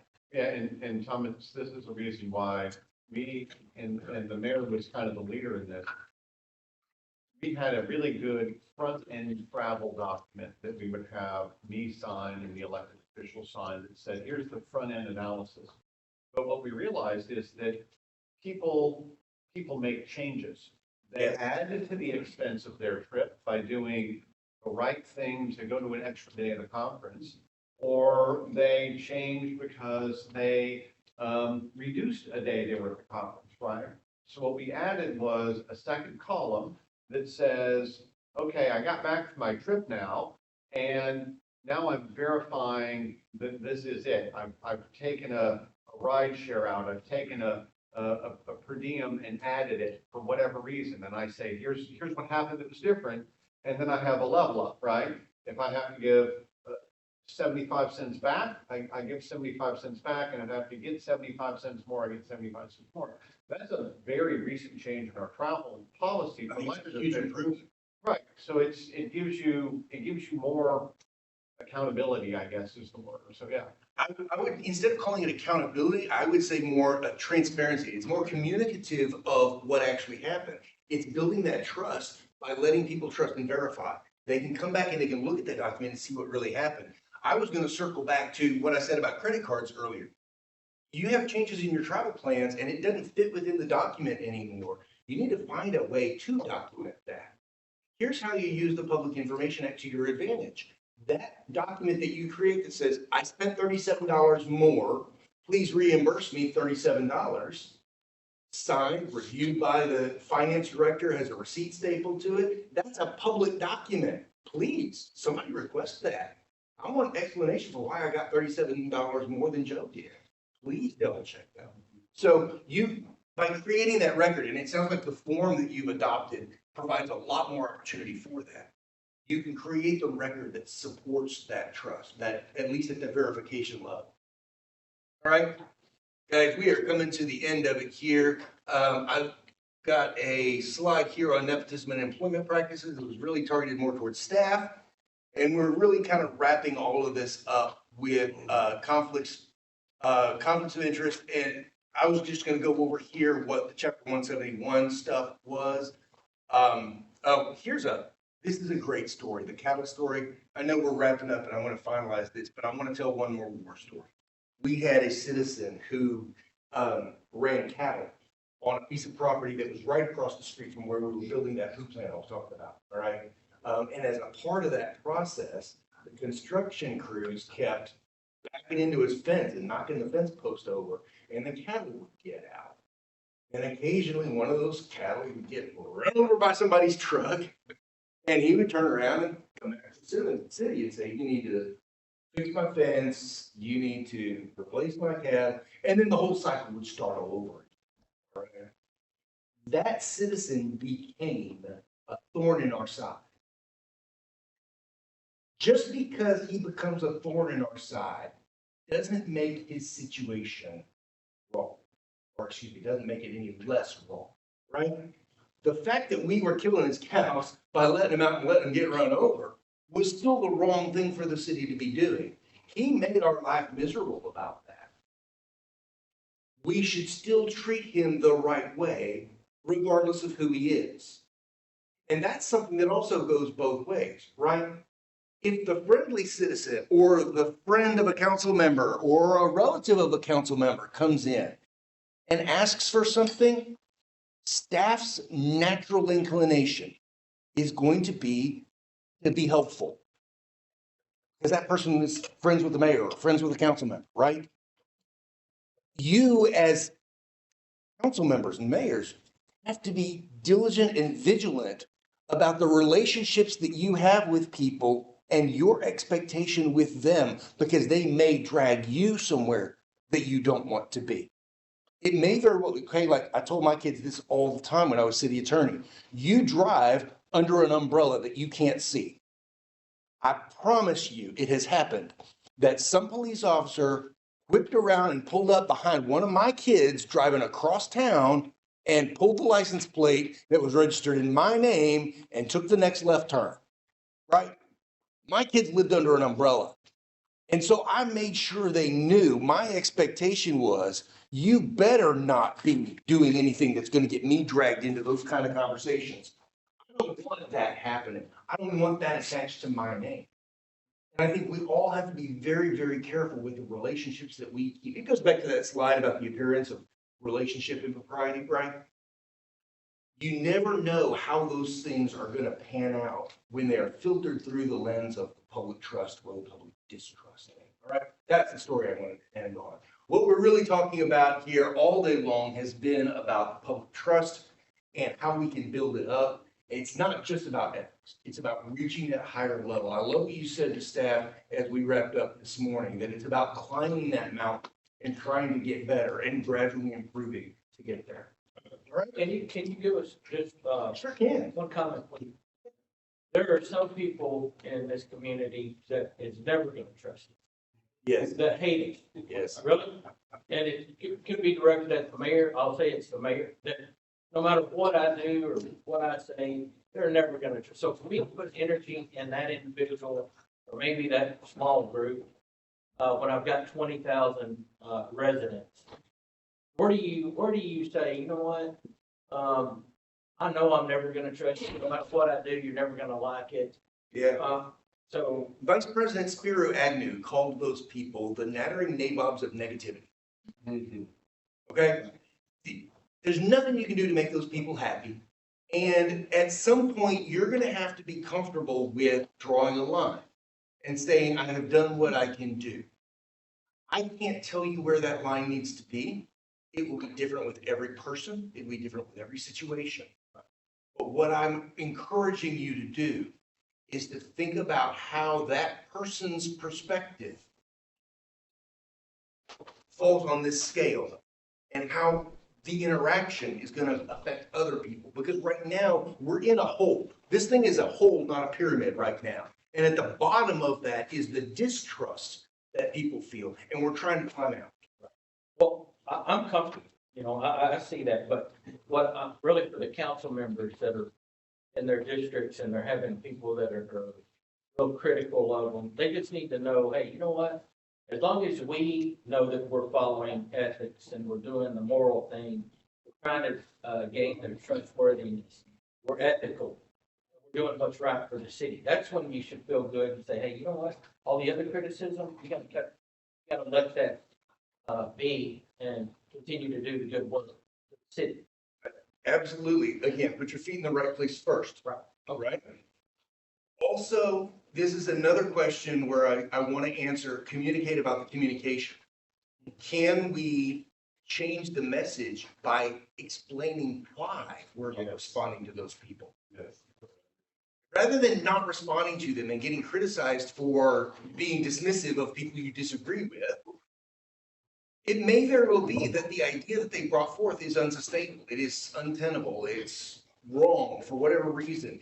Can we change the conversation and talk about why we're not responding to that? I'm sorry, we can't repave Main Street, this one block of it this year, because all of our paving resources are going into these other 16 streets that need it worse. Yeah, well, I agree, but these type of individuals, you explain that when they go to something else. You explain that. But you're not talking to them. You're not talking to them. You're preventing them from saying you were dismissive, so that the person who's overhearing or seeing this conversation. Well, I know a good example, the individual that was the most critical after the meeting, I go up to try to shake her hand, she wouldn't even shake my hand. I remember that. You remember that? Yeah, I was. So that's the type of individual I'm saying. Yeah. They have no interest in hearing any good about what's going on. I think part of earning people's trust is that people will watch your interactions with a negative person. And over the course of time, they're going to trust you because they're going to see that you're the person acting ethically, responsibly in that relationship. Yeah. Right. And that's where it's like, okay, I personally feel like I have to do that sometimes. And I know that when I'm doing that, I feel like I'm walking out on ice because what I'm trusting in is the general good nature of people to notice which of the two people is acting like an adult, acting responsible, acting trustworthy.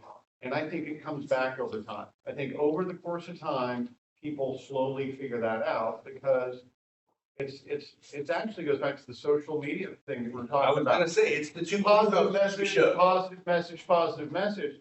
They know when somebody posts negativity on every single city post, and they say something nasty on every single city post, they start to take it for granted. They start to say, oh, that's just Bob. Yeah, that's just whoever. With your city staff today, confidence, you know? I put up 2 police videos side by side where we had one interaction that was very aggressive. The police officer was doing command presence police work. He was controlling the situation with a very strong command presence. He wasn't wrong. He was, I think, good police work. And on the other hand, you had a police officer handling a very similar situation in a very de-escalating manner, saying, I'll ask for your idea. You got an idea, whatever. And it's just very, very calm and relaxing. And we kind of asked the question, which one of those do you prefer? How do you want your city to be seen? And I think that's what he's saying is, if you can present yourself in a way that when people are watching the video, they're gonna be able to choose and say, that, this police officer was doing the right thing, and clearly the guy he was interacting with was the jerk. And I'll just say also, pardon me for not knowing, the Jason Followell example from way back at the start with the really angry guy. Yeah. I really hope that that city at some point said something about, well, wait a minute. Did the police chief really buy a suit and we didn't verify the suit? I mean, somehow, some way, you gotta put the information out there that is associated with that topic, right? And again, we've been talking about Davis Lane. Davis Lane, we annexed it years ago, but it's a private street. I can't go in there and make street repairs on it. It's owned by somebody else. Yeah. And so I can't use city resources to fix that street. Yeah. Shame on me if I don't say, every time the Davis Lane topic comes up, I had better say, here's the bind the city is in. It was annexed, it's a private street, it's privately owned, it's illegal for us to do stuff because blah, blah, blah. I have to say that all the time because otherwise people don't know why I'm making that decision. And I'm worried about the city from the Jason Followell example because I'd sure like to know what the deal is with the guy's suit. Go ahead. And just as a last comment, I mean, I do agree with the mayor has to say that, you know, there are some people who, you know, maybe they're just dissidents or have a different kind of viewpoint. They don't hear people, you know, but I've been doing this for 8 months. But in my experience, I really do feel that in the absence of communication, rumors, negativity starts to flourish. So I think the more we communicate, there are some people, obviously exceptions. In my short time, I think somebody's brought some people into the fold to be a little more positive about the city's direction by just making a one-on-one effort to talk to them individually, to kind of explain why we're doing certain things, kind of, you know, being really communicating on social media. I think that we probably could improve city morale a bit by being more communicative about our direction, what our goals are, why we're doing certain things, why they're seeing things happening in the city that they don't understand. You know, I agree. It's a delicate balance, but I think we probably could do more to make it So much of by this is about talking communication. about vision. Absolutely. And I would say in response to that, shame on us if we don't take that challenge up that Councilman Robinson just said, right? Because, you know, it is saying we can get better all the time. We ought to be saying to ourselves, we can get better all the time, right? Yeah. And, you know. And find what that next step is. Yeah, if I have 3 people who want to be negative all the time and I'm quiet, they're going to generate 40 people around them who all agree with them. But those same 3 people with us giving our positive message all the time, not just from staff, but from all 5 elected officials. Yeah. If the 5 elected officials and staff are continually on a positive message that, as Councilman Robinson says, includes why, right? Yes. Then those 3 people, they may lose the 40 hanging out with them. And those 40 may come over to us, and then those 3 people are more on an island.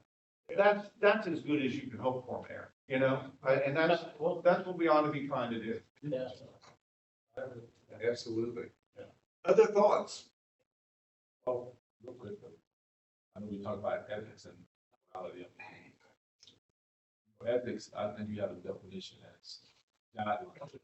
That's pretty much been submitted to an organization. I think when it comes to morality, what's the definition? How is that defined? Yeah, you're gonna have to get back to St. Augustine or somebody for that, right? The reason I want to make it real quick, you know, it's hard for people to understand and define what is right and what is wrong, but they don't understand how it affects the whole, the actions affects the whole. Yes. They might say, well, I'm legally right, federally right. They don't know how those actions might affect other things. And then, you know, you have people that are born with conditioned behaviors. Yeah. That I mean, somebody that saw their parents smoke, they end up smoking. Somebody that see their parents fight, their father beat up the mother, but then that's a conditioned behavior early on. So to me, it's really hard for somebody to practice morality if they don't deal with their conditioned behaviors and understand where the root cause of it started from. So there has to be another component that's going to intervene in the transform the behavior of men and women. But that's the big gap right now. And When you have to look at your spiritual value, look at that. When you take pride in school and all those type of things, you got to be careful. So I see there as Mr. Tim that I talked about, because that's one of the areas I'm addressing in society, not as a council person. Thank you for saying that. Yeah. Thank So you for saying you that. have to. You're right. Yeah. You're right. I did dodge the question of what is morality. I didn't define morality, and it's very difficult to define morality. Yeah. And I think that in the municipal government context, or the state government, or the federal government context, I don't think we should be defining morality. Because we're going to get real close to religious discussion at that point. And I do believe in the separation of church and state. Okay, I'm a man of faith myself. But when I sit at the dais, I don't think I should be leading with my faith. I should be leading with the things that are better for my community. And the thing that I want today to be about improving your community is that improving people's trust in what you are doing for the community. It's inseparable, isn't it? That they will trust you if you think you're doing the right thing, and what is right is still defined by that. What is moral? Do you know how you can lead that? The way you lead that is through universal principles that everybody agrees with. Yes. I mean, everybody has to agree. If you have the habit of being angry and upset and frustrated, there's no doubt. Everybody needs to learn how to keep their heart stable so they can do the right thing. The heart represents the emotions. Yeah. So you can lead with universal principle. You don't necessarily say Christian, Muslim, everything like that. But universal principle is something that transcends everything that nobody can agree with.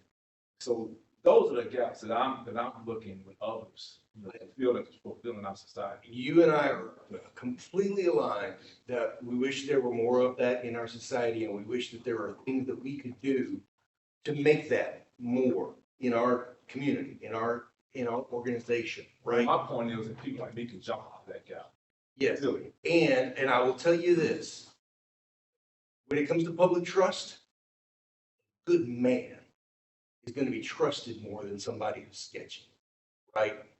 Good woman. When I say good in that context, I mean, you know the people. You walk into a room sometimes, you're like, that's a good person right there, right? I can trust that person because of the way I can tell they lead their life. Yeah. And that's still going back to the same concept here of moving ourselves above the mere rules and doing what is right as a way of generating that public trust.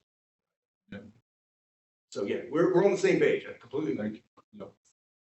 Well, that's a great discussion, council, and, Thomas, thank you for being here. You dodged it. It's gush. Yeah. Bush and Gush. There you go. There you go. Thank you for being here today. Very insightful. I would encourage the council to take these, ethics training workshops,